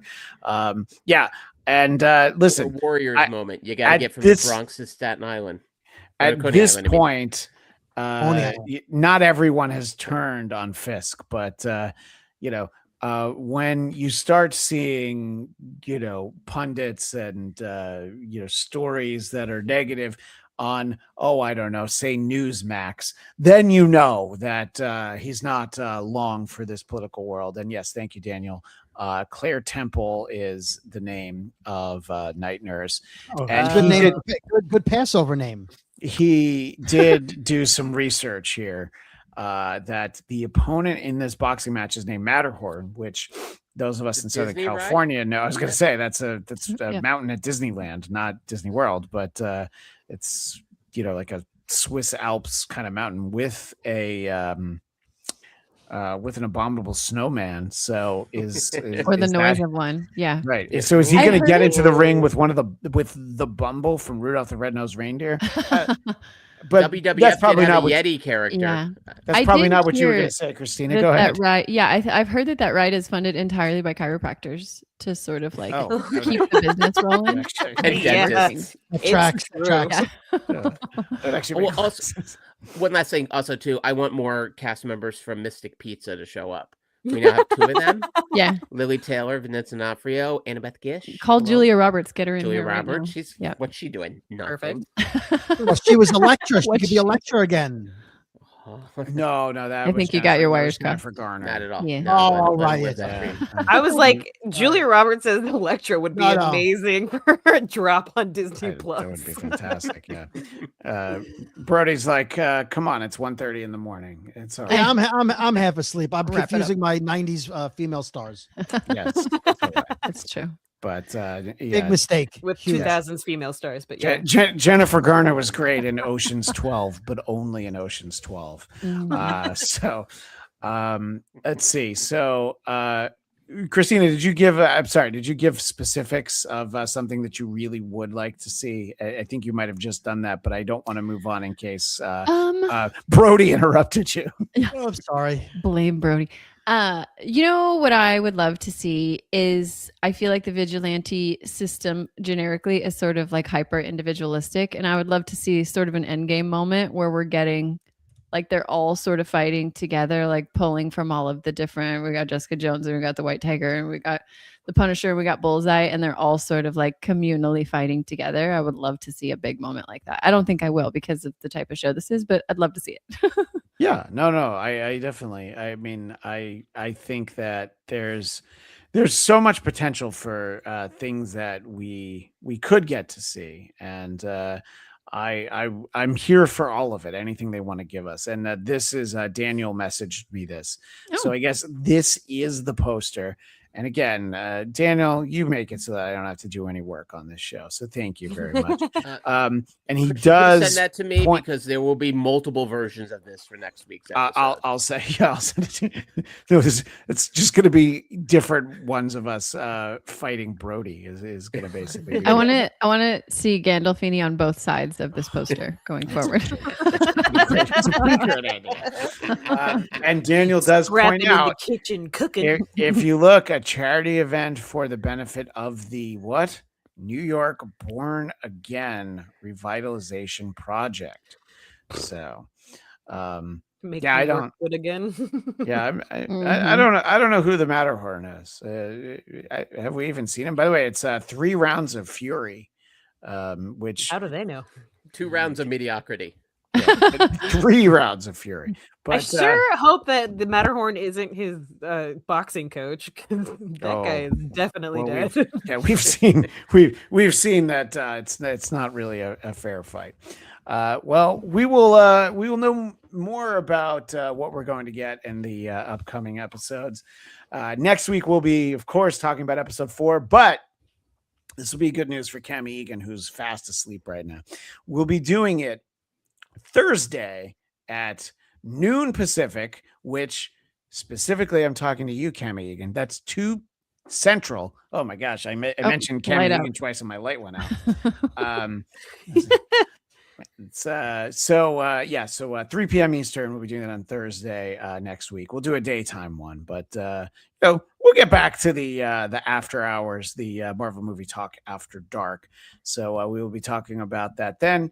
But until then, if you want to keep in touch with everybody, Katie Hampton, you are all over this network, aren't you? Yeah. You can always check me out at Geekscape News on Instagram, Twitter, TikTok, all the places at @elsassypants.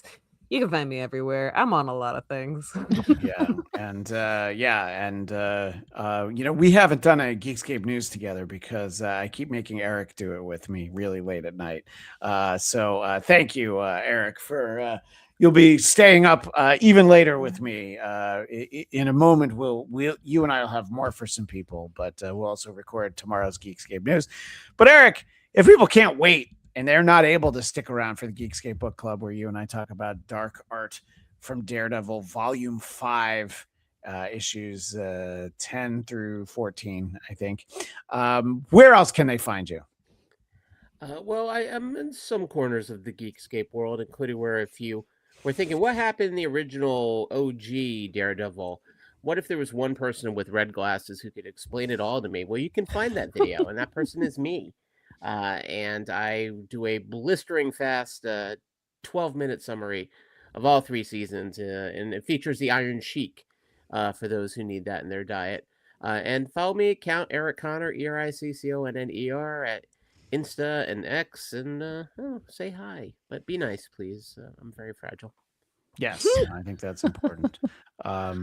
Also incredibly fragile is our buddy David Brody, who What do you mean by that? He's What do you mean already by he's already turned into a Okay. pumpkin because it's so late. But if unlike Matt Murdock and Karen Page, you enjoy the borough of Brooklyn, but you just don't have a podcast you're subscribed to where they talk about it, Brody, where would they go to do that? Oh, well, a podcast that has nothing to do with Brooklyn, the Brooklyn Boys podcast. It's a podcast by 2 boys from Brooklyn. What? It is, I like to think of it as a comedy podcast. And you can find it wherever you get your podcasts from. And it features the colors of the New York Mets in our logo. Thank you. Yeah, that is what I look for in a podcast. And Christina, the Wisecracking blonde, if they want more of those wisecracks, where do they go? They can Google me at the Wisecracking Blonde, and I'm pretty much everywhere. Except I found out that there's also a Wisecracking Blonde that pops up from like the 30s. And that one Oh. is not me. Are Just you so sure? we're Wait a clear. minute. Are It you was actually- sure? I don't know about this. I know. New this is lore has not an entered Age the of chat. Adeline situation. Could That's It was this an be OP some it was kind an of OP like? Could this be some kind of like Outlander time travel sort of thing that you just haven't done yet? Yeah, I'm hoping. Like, Okay. I'll find the stones. I'll figure out that was me. It was an opium den in Atlantic City. I went there once. Oh, perfect. Yeah. Yeah, Once. great. Wouldn't she be the wisecracking blonde gal from the 30s? The wisecracking dame. Well, Dame, possibly Skirt. Skirt, any one of yeah. those. Yeah. Any one of those, but it's a different time, a different place. So okay, so Hashtag damn. if they don't want the one from the 30s, Christina, how do they make sure they're getting the real deal? Real deal is at Wisecracking Blonde, BLOND, with an E at the end to make sure that you're finding me. I also have a live action Dungeons and Dragons show that is rolling out now. That's called Hexes and Heroes. And so we've got 4 episodes that are out right now. We're getting into like full campaign season. So check that one out too. Right, because in case they thought that the level of nerd cred that you had stopped with Marvel, no, it goes Nope. much deeper, right? Yeah. It's the beginning. It is only the beginning. And I guess a final thought from Daniel before we move on to the other show. Madame Gao, are we going to see? We're going to see. We know some of the stuff we're going to see. But anyway, thank you all, and we will see everybody back here. Not at this time in this place. We'll see you back on Geekscape Thursday afternoon to talk about episode 4, or if you subscribe to the audio podcast, it'll just show up. You just get it. It'll be there like a day later. That's why you should do that. But what Daniel wanted to make sure that we ended with is there's a splash page from a Defenders comic where we're getting to see all these characters. And I mean, if we're able Howard. to... Moon Knight. Yeah. Oh, wait, is Howard the Duck there? Yeah. Oh, yeah, there he is. Right I in didn't front. even see him. Yeah. Mhm. I was Saber literally about to move us, but then we would be over Howard the Duck. So I don't want to have him angry at me. Or, I could just get rid of the whole thing. That's probably the easiest thing to do. Can we get a Gandolfoni on the way out? No, boy. Why would you do that? What? Because I'm going to say yes. We just want to say goodbye. Bookends. Gotta have Yeah. the Waiting for the bookends. road. Yeah. It's just good storytelling. I'll call it a Gandalf final. All right. There we Yeah. go. So on that Very note, we will long. say, as the great Stan Lee would say, Excelsior to Gandolfoni. We appreciate that. And now the end is near, but we are still going. Eric and I. You gonna take the red glasses off now? No, I don't know if I could. Yeah. I don't think I can Because it's see gonna look without too them weird. anymore. Well, Now I need them. Well, this is the fun little interstitial before we get right to the part where I say, welcome to the Geekscape Book Club. I'm Christian Bladt, and with me, as almost always, the one and only Count Eric Connor. How are you, sir? Good, rocking a brand new shirt featuring DD, Daredevil. Is that the finest wares from Hot Topic, or where did you get that? The hottest of topics is myself. Yes. Where did I get it? I don't know. Wait, and by the way, hey, it's so new. I got the sticker here. So yes, I have no idea where I found it off some dude.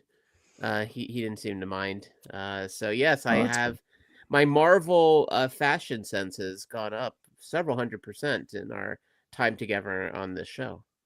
Well, I think that's good. Yeah, I bought a Moon Knight shirt at one point, figuring like, oh, that'll be good for 4 seasons. I got a I have a Doctor Secret Strange shirt. Invasion thong. No. But that one I don't show. That's You have to super chat a lot for that. That's a horrific thing to think about. So $5. anyway, we have indeed transitioned to the Geekscape Book Club. And for editing purposes, I'm just going to do this. Welcome to the Geekscape Book Club. I'm Christian Bladt, and with me, as almost always, is Eric Connor. And we are here this month talking about Daredevil Dark Art, which is a storyline that happened in volume 5 of Daredevil way back in 2017. And we'll go through that a little bit. But I think the most interesting thing for me in reading this, Eric, is they kind of took a lot of this and packed it into season 1 of Daredevil, and there's other elements that I'm like, oh, this kind of felt familiar, up until the Inhumans, which we'll get to. But did you notice that at all, Eric? I knew nothing of Muse until I saw Muse as part of Daredevil Born Again, right? Season 1. Right. And now I feel like we know Muse. We're on speaking terms. I hope not. We text occasionally, and that's and scary. then here, by the way, I would the Muse in this comic book. In case you really wonder how he did his art, how the sausage is made, well, this is how you find out.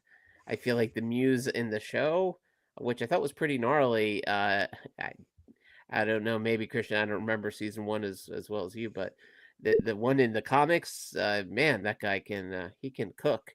He knows how to paint, that guy.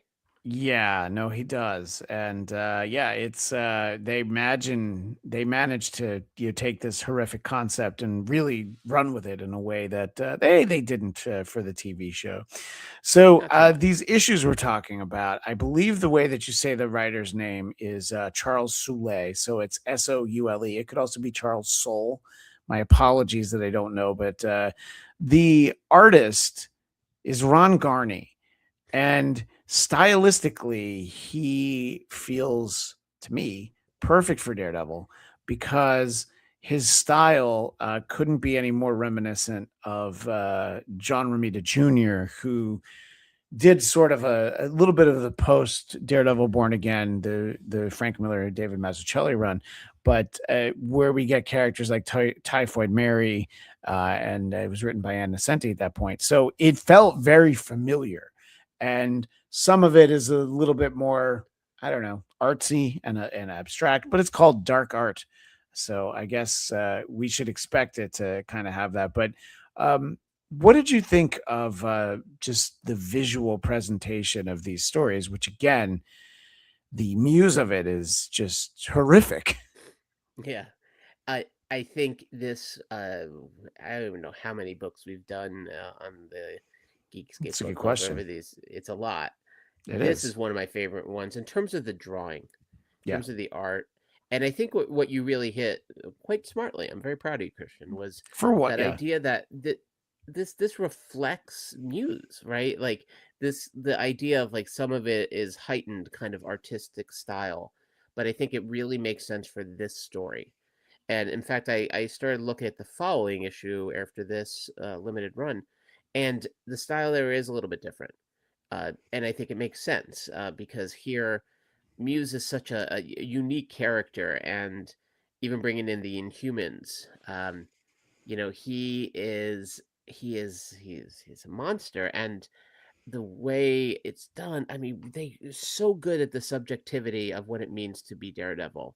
So many moments where I really, reading a comic, felt like I could hear it, felt like I could sort of get that sense of his like bat-like vision, that sound reflecting off of things to give him a picture. So I thought the art here was absolutely terrific.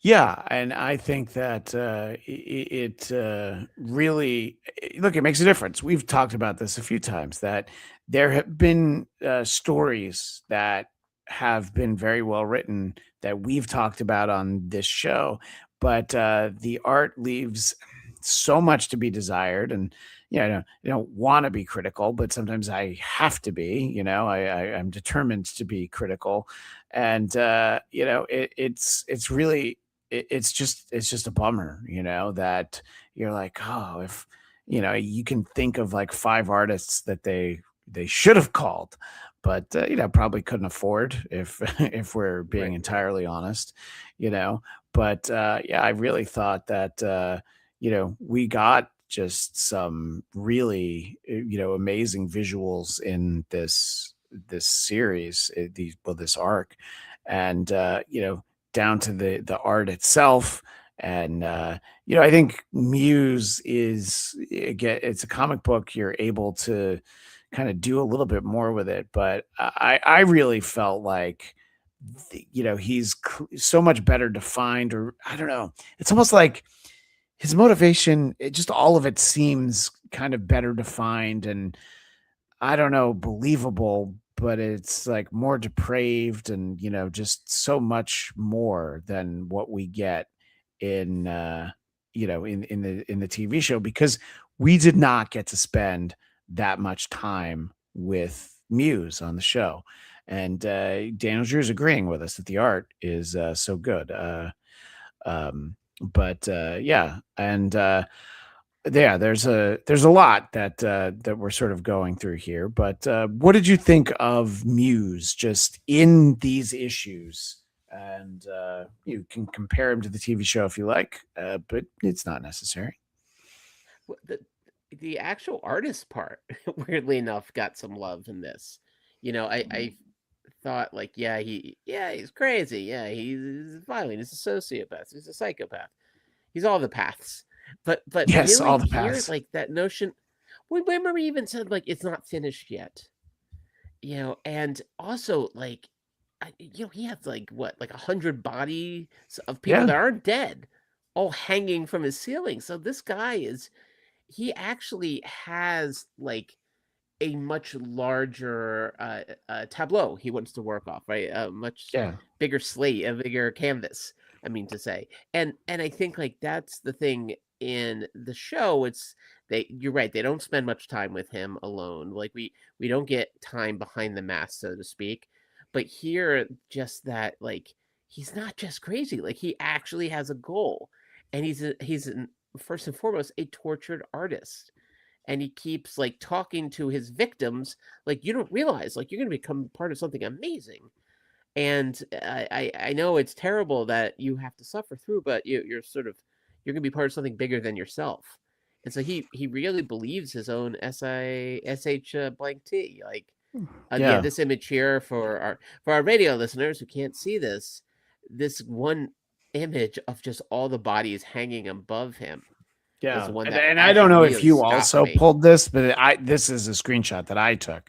And, I grabbed an almost identical one. Well, I'm not surprised because again, we're not underselling, and it's always worth mentioning that Daniel Drew agrees with us.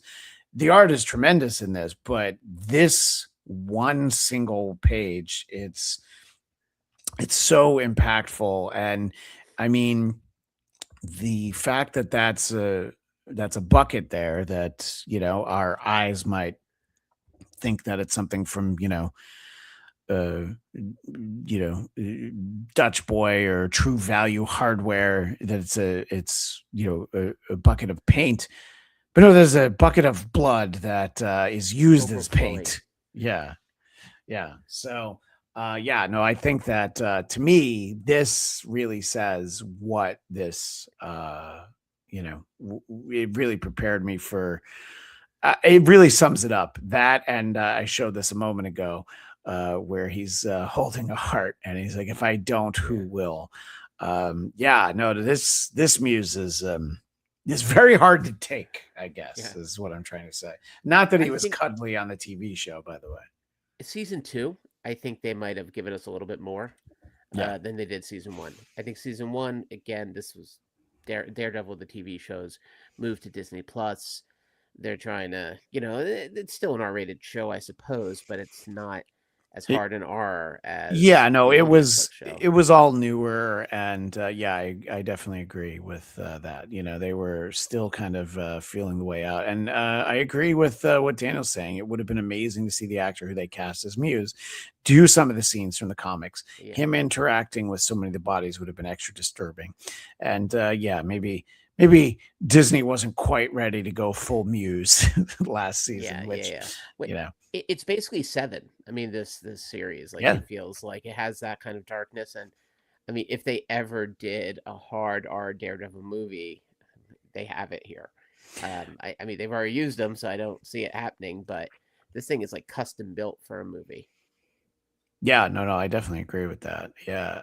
And this is something that we are theorizing when on Marvel Movie Talk, we were discussing the latest episodes of Daredevil Born Again. Unless Heather becomes a second muse, then we'll get more. And I mean, that'd be even crazier, to imagine getting all of that. One of the images that I like, this is from the cover of one of the issues, but I think that this is Daredevil, not Blind Spot, but it's more metaphorical. He's wrapped up in police tape, which I thought was really kind of nice. I mean, A little bit there's looks so like much. a cocoon, right? Yeah, Like that's right, true. he's like he's in the chrysalis. Like that's what's. I mean, that image is incredible, and I mean, get so much of this. I mean, the covers like really just. I it was a series that was so richly realized on the page. It made me want to seek out this artist's like other titles, which isn't usually my go-to as a next step. Usually, I'm thinking more of the writer. Yeah, no, definitely. And it's funny because when you and I first started trading messages, because we knew that this was the selection, that the collection of, if we were to have gotten like a trade paperback, had something like 28 issues. So but then I dug a little deeper. I scratched beneath the surface. I'm like, okay, it's just for the first 4 are this Muse storyline. But the fact that they put like basically, and Daniel's saying that he thinks his name is pronounced Soul, that this Charles Soule run, I'm gonna bet Muse comes up again, because it does not end in a way where you're like, oh, all right, that's all tidied up, Yeah. It's the most And traditional of ends in that end, right? Where yeah, it's like, yeah, no, we got him. Don't worry, he's yeah. captured. You'll never see him again. Yeah, no, exactly. And by the way, Daniel pre-ordered the Muse and Bullseye Marvel Legends 2-pack action figures. Well, I know Daniel will post pictures and or share them with us. But as we're singing the praises of the artist Ron Garney, just again, excuse me, for our visual audience, we're able to share some of these. And there are, of course, action superhero-y sequences, but even images like the one that we're sharing on the screen now, where it's just close up on stoic facial expressions. I mean, this says so much, just this one image. And I was really impressed kind of throughout, and I guess this is a bit that you had, so we'll talk about that It's in a not a moment. bit. This is my art. All right, you wouldn't criticize Muse's art. Well, So I don't mean, I know criticize what mine. he would do if I did. So no, I wouldn't. You know what I do? I know where you live. This is a shout out to a New York eatery known as Del Frisco, which for fans of Howard Stern might know as a restaurant right near that building in New York. Famously, the location for a very drunk, deceased now Henry Hill, who got very drunk, and the waiter from Del Frisco's brought him out some food to sober him up. They even got him a hot dog from the street vendor, and he ate through the paper.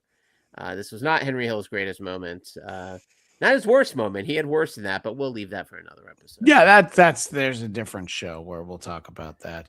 And look, I think that this story is very well suited by. I did not mean that as a pun.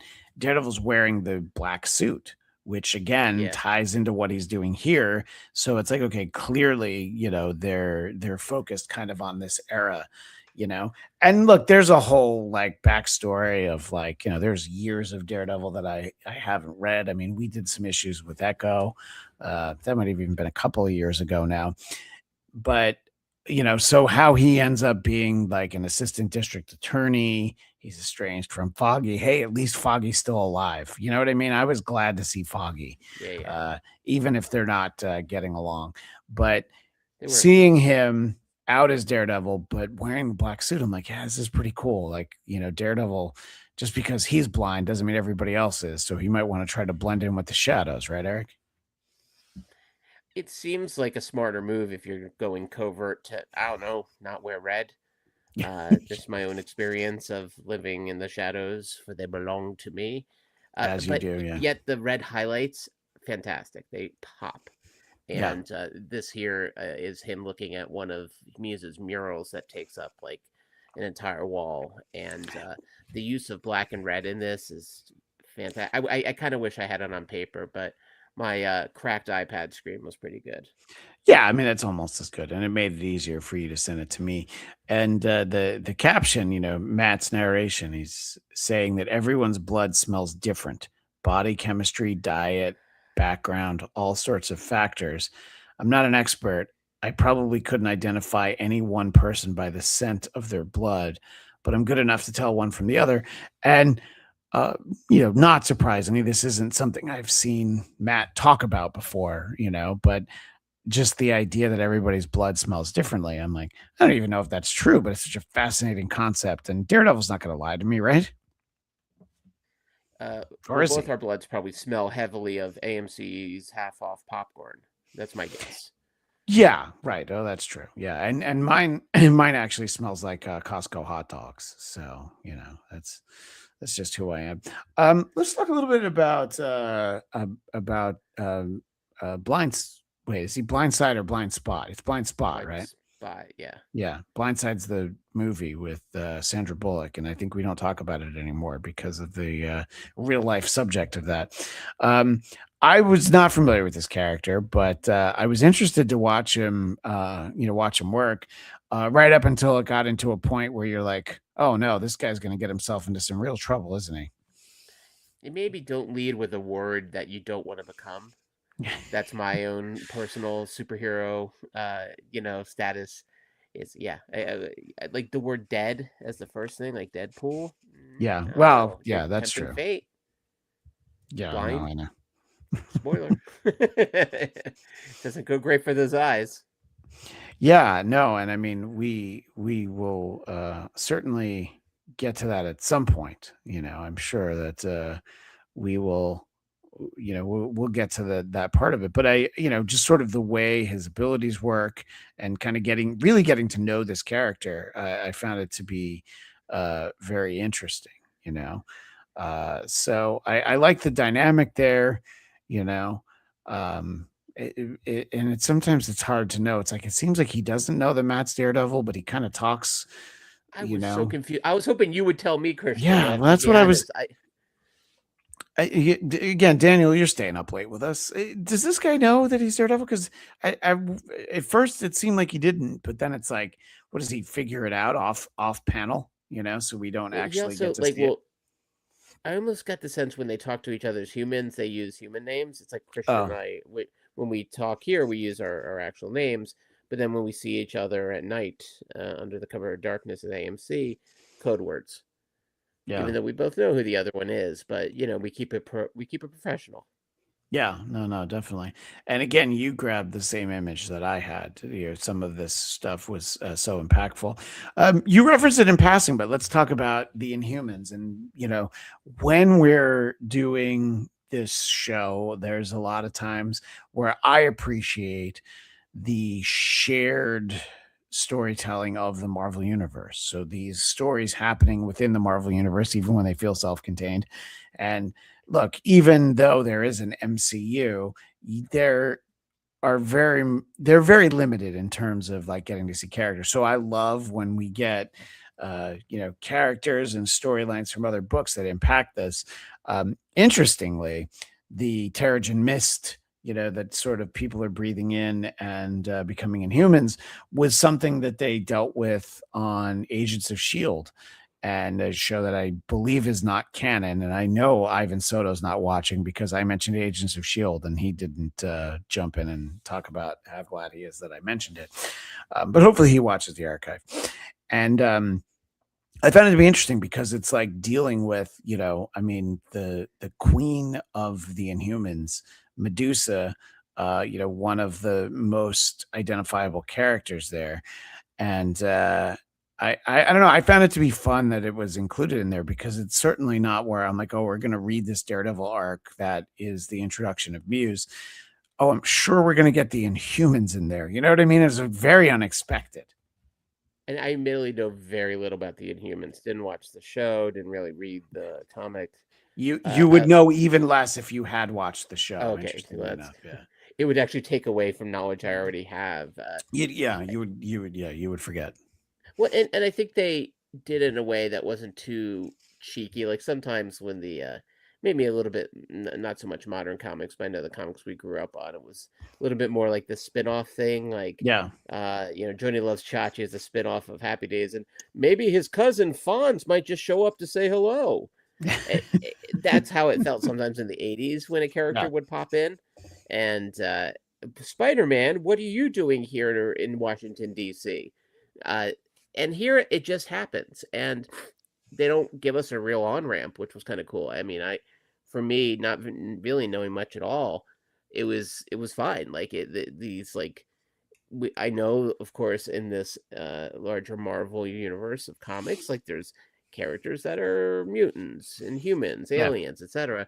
So they pop up here, and it made sense. It didn't feel forced or cheeky. Like you were saying, it felt very natural. Like, yeah, of course they're going to bump into who knows who in New York, and that might even include an Inhuman squad. And I think they did a really nice job of world building that kind of on the fly, like as it was happening, enabling a reader like myself who doesn't know the Inhumans to really get it. No, and I'm not up on I was going to say current continuity, but this is continuity from like 8 years ago. I certainly didn't know any of this storyline. I didn't know any of this going on. I don't know where Black Bolt is. He's the king. He's the leader of the Inhumans. And Daniel appreciates almost as much as Ivan Soto. A shout out to Agents of S.H.I.E.L.D. forever. And then the Inhuman show is one step above Secret Invasion. I want to tell you that you're wrong, but it is above Secret Invasion. But yeah, it's actually pretty close. And Daniel's giving us a little explanation. At the time, there were Inhuman things going on, so it made sense to have them around. Yeah, no. I mean, look, but this story works completely without Inhumans. It's actually not necessary. So it is interesting when it gets woven into the fabric of, the current continuity of the Marvel universe. And I don't know, that was my whole point, is I found that to be very interesting, Yeah.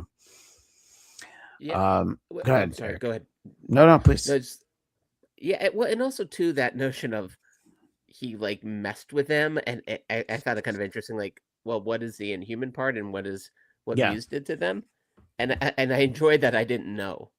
It made those tableaus really fascinating. And those would be when they would have a full page panel and you would have to really look and explore all the nooks and crannies of the artwork. Oh yes. Oh, this, by the way, here we go. Boom. Yeah.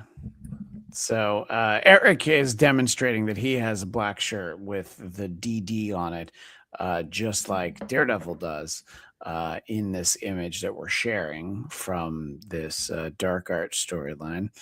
And my shirt. Did you run from reading this out to the store to buy that shirt, or had you bought it prior to reading this? I had already bought it, but I felt very seen and very understood in ways that you never have made me feel. Look, there's only so much I can do. I think that's the important part. You're not a miracle worker, I know. Yeah, to quote a great man, I'm giving her all I can. I'm giving her all I got, Captain. Sorry. Well, does he usually do the Superman thing? I've never seen him. I don't know. Well, I don't want to say. It's supposed to be. I don't remember ever seeing him do this. I think that's a nice way to put that. I was very surprised by that, but I love it. I mean, I love the. Sure. It is the Superman thing. Except Superman would never deal with a character like Muse. So it's kind of like a Superman moment in a totally different kind of world. Yeah, no, that is definitely a great point. And this image that we're sharing now is Daredevil happening upon Muse, who wants to be caught. And I feel like the last time we did this, or definitely we recently did a show where we talked about Lenny and Squiggy. Hello. And so this kind of felt like I believe that's Lenny, the great Michael McKean. Yeah. Hello. I mean, just just the visual of seeing Muse. And I mean, it is a reminder that even though we didn't get to spend as much time with him as we possibly would have liked, they did a great job, replicating that look for on the TV screen, and sort of his like crazy blood red eyes. Did you like my work? And I think that they just did a great deal of just the design of this crazy character. And did you have this image that we're looking at this moment? Is this because of what he's saying, Eric? Well, the term Vincent Van Gogh is pretty smart. Yeah, I do like that. But him as the artist, I think, is something that narrative tracks throughout all these issues. And him on the rooftops, arms raised in victory. I've been toying with the name Muse, but that could change. Reinvention is one of the keys to a long career. Yeah, it really is fun what they've done with this character, and they've made him somehow more troubling and more troubled than he was even in the show. Way more so, yeah. And by the way, I can't wait to see him go out on his Blonde Ambition tour, because he is going to continue to reinvent himself. We'll talk more about the Inhumans in a moment, but Daniel did some research. In 2016, Marvel Comics positioned the Inhumans as a major franchise, focusing on their massive expansion following the Terrigen bomb. The storyline heavily featured the royal family, led by Medusa, navigating the Inhumanity era while dealing with the toxic effects of the Terrigen mists on mutants, leading directly into the Inhumans versus X-Men, and he abbreviates that as IVX War. My money's on the X-Men, but although I mean, this guy has that power of removing his sunglasses, and suddenly, I don't know, he takes a photo with a flash. Yeah, it's basically. How do you beat that? If Tommy Lee Jones and Men in Black just had that like device that makes you forget everything, if it was just he just took off his glasses to do it. It's kind of a, you think you're buying Cyclops, and instead you get this guy. It's interesting because it is something that I remember. It'll stick with you sometimes. And yes, these are Inhumans, but sort of the persecution of people who are powered, but the powers don't in any way enable them to fight back. There was a Hank McCoy, Allison Blair, the Dazzler miniseries called Beauty and the Beast in the 80s. And we encounter all these mutants that are just, sort of more on the fringe. Those characters only show up like in that series. And one of them, their mutant ability was they could touch a flower and change the color of it. And I always find it interesting when people have abilities, but they're completely impractical and not really worth having. So, they have the fact, you're talking about Cyclops. It's like, yeah, okay, so he's hated because he's a mutant, but he could level a mountain, if he's angry. So I do always find that interesting. Yeah. So I find this character to be interesting, but I guess he is part of the the Inhumans. He's a retired police officer. I always like Medusa's hair because different artists draw it differently. You grabbed an image from Matt's fight with Karnak from the Royal Court of the Inhumans. Talk about why you grabbed this image. Well, because he also, Karnak, thinks he hasn't figured out, because he figures out he's blind, but then he doesn't realize yet. He figures out his weakness, but not his strength, basically. You're blind, but the thing he doesn't realize, I was like, oh, but you also have almost like a sonar-like ability to see things. So he kind of falls. It seems like he has the upper hand, but in fact, no, he only sees one piece of the picture, which I thought was nice. Also, it was kind of one of those moments. I feel like sometimes they'll add into a movie because they need to have an action scene. Like, I don't know, Daredevil fighting the Blob in a boxing ring. YouTube's terms and service. So, yeah. Why did he fight him? I don't know. Well, they it's interesting you dated it. mentioned that because anytime that I'm reading something with the Inhumans, or even when I was watching the Inhumans TV series, and the character Karnak comes up, there's only one Karnak that I can think of. Not to be confused with the Duke of the Future. That is not quite the same thing, but it's the same bit. The Johnny Carson Karnak for our audio audience. But the Big Bang Daredevil. Bong. Daredevil definitely would win in a fight with him as well. And yeah, so again, you and I grabbing the same image. The covers. I mean, the covers obviously are designed to jump out at you on the storage or comic book shelf, or if you happen to be blessed, #blessed with somewhere that has a spinner rack, and you see these images. Had I been in a comic book shop in 2017 and seen that, I would have had to buy that just so that I could have this image of Matt wrapped up in police tape, Eric. This is exactly what a cover should be doing, right? Yeah. It should make you back in our younger days, take out your 75 cents or your 60 cents. I was to say, or your 35 cents. I remember 60 cents. I don't remember any earlier than that, but and 60 cents was the hardest one to do math with. If only it was 50 cents. But what if I buy 10 comics at 60 cents? How much are they? Infinity. I like that you isolated something that I didn't, which is Muse declaring it's time to create. But it's.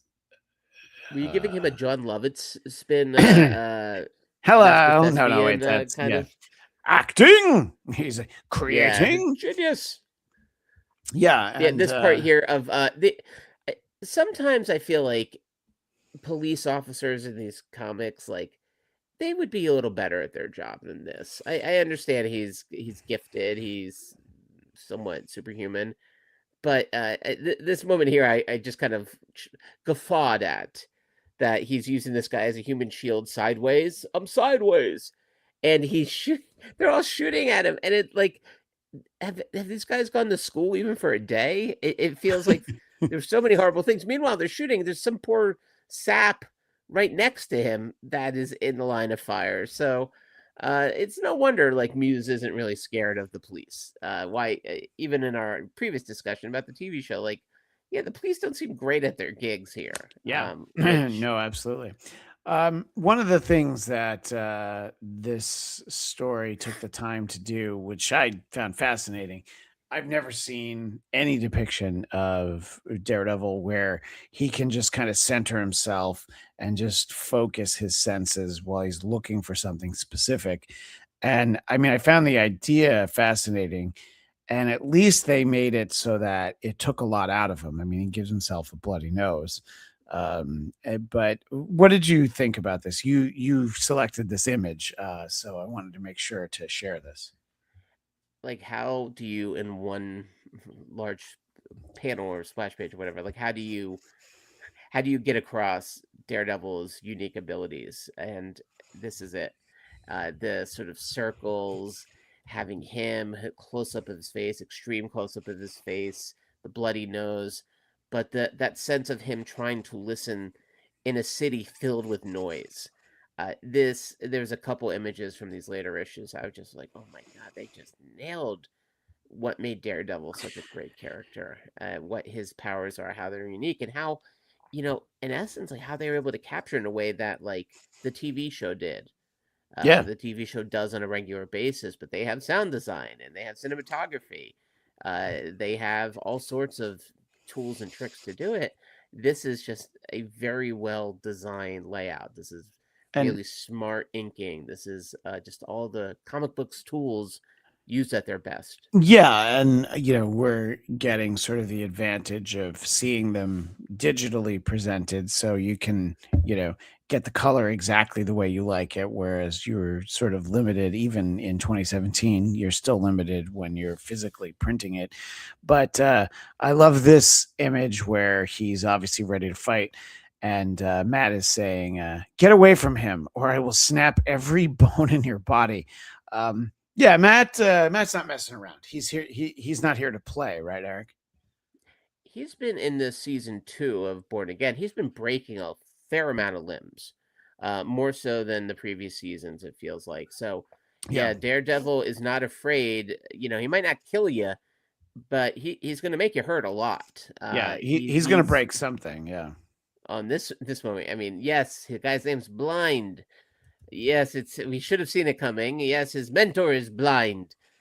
And yet somehow when Muse pokes out the guy's eyes, Mo Howard style, it did take me aback. And it was done in such a way left nothing to the imagination. What just happened to this poor guy? Yeah, no, I know, and it's like you said, he set himself up for being, excuse me. The first part of his name is blind, so that's it's unfortunate. It's reminiscent of something that I thought I would be able to find easily, otherwise I would have found it ahead of time. Um, the character of Psylocke, she is Captain Britain's sister, Betsy Braddock, and they had a run in the UK in the Captain Britain comic where she takes over the mantle, and I don't know if that was Alan Davis. They decided that she was not up to the mantle, and so she is blinded. And it is very reminiscent of this. It is sort of that kind of gruesome moment. And she ends up with replacement cybernetic eyes that unfortunately were given to her by Mojo. And anyway, we're going too far down. But anyway, I thought that it reminded me of like how terrible and horrific that was, But talk a little bit more. As you know, I don't know why I was so quick to take it off the screen. Oh, it's because it's horrific and it's terrible to look at. But talk a little bit more about that. Obviously you chose it because it's terrible, right? Yeah, what words he say here? Inspired. So the the idea that he all this is part of the art and he knows what he's doing. He knows this guy's working with Daredevil. So for him this is like, oh, this is perfect. This is a plant and payoff, right? This is a callback. This is a runner like for him as a storyteller, as a visionary. And also too, like, he does it in a way that it's not heroic. The guy's already captured. He's tortured. It's something like the Joker did to Robin in that one series where he killed him. Where it's not in the middle of a fight scene. It's like, no, this guy's caught, and he does Yeah. this. So the guy's powerless. So I think it just the brutality of it shocked me. I dare say, not much shocks me anymore.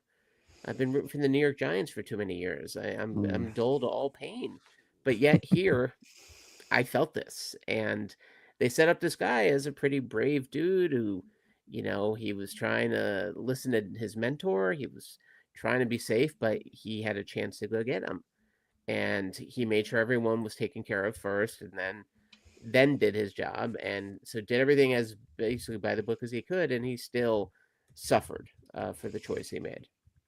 Yeah, and he's not, and I think we would need to read subsequent issues, but it's not like he's given up the fight. You know what I mean? He's still, I think he asks Matt, like, did we save them? He's like putting the greater good ahead. The needs of the many outside the needs of the few or the one, which I learned from not even arguably the greatest Star Trek film, which is where so much happens, and look, I again, I wasn't familiar with this character before this, but I like that he's selfless, and he's he's all in on the cause that Matt has. And apparently he's also a really good paralegal, so, and that's not easy to do. Talk a little bit about this image here, sir. Oh, this another moment again. How do you capture what it means to be Daredevil? And so this like almost like infrared body heat kind of camera work to capture what it means for him to sense someone running. I thought was so effective, and the use of color here was terrific. Just that last issue in particular was just for a series that was really beautifully rendered throughout. I thought this last issue was next level in terms of its artwork. So I had already sent you, sir, a bunch of images, and then came across some from that last issue, and I'm like, more, oh my yeah. god, I how do we not look at these and discuss them? It almost feels if you're hearing our voices instead of looking at our beautiful faces, it looks a little bit like a Predator, the way the Predator sees the world. Yeah, yeah, that's actually a great comparison. And this is, back to this for a second, though, what we were talking about, it's something that we talked about. It's like, it's interesting the different ways that they try to present, the way Matt sees and hears things, because he doesn't see them in the traditional sense. And we talked about this image because you and I both shared it, the hundreds of bodies hung upside down on the floor, with the bodies on the floor. Yeah. I was hoping that song would play. Oh, him breaking his own fingers. Yeah. So he's like, look, I'm not going to be an artist anymore, which I'm like, oh yeah, that is a huge departure from what we get on screen. It's just like, oh yeah, no. Oh, did you not think this guy was crazy until that moment? He proves, Eric, that he is very, very much so. And then we see him without the mask, and I was like, oh, to quote the beloved television star Valerie Cherish, I don't want to see that. I didn't want to see this. This is just terrible. So it's like you take off the mask and you're like, wait a minute, he looks the same under the mask. Yes, it's the Joker taking off the mask to reveal the Joker underneath. Like, yeah, he's it's not like with or without the mask it does much to hide him. Like, you're right, it's the mask is just a slightly less grotesque version of his actual face, although his teeth are just in case you thought he only had sort of bad skin. Yeah, his dental care plan apparently expired about 17 years ago. Yes, yes, definitely. And by the way, I was finally able to find the image of Betsy Braddock as Captain Britain being blinded, and I remembered it.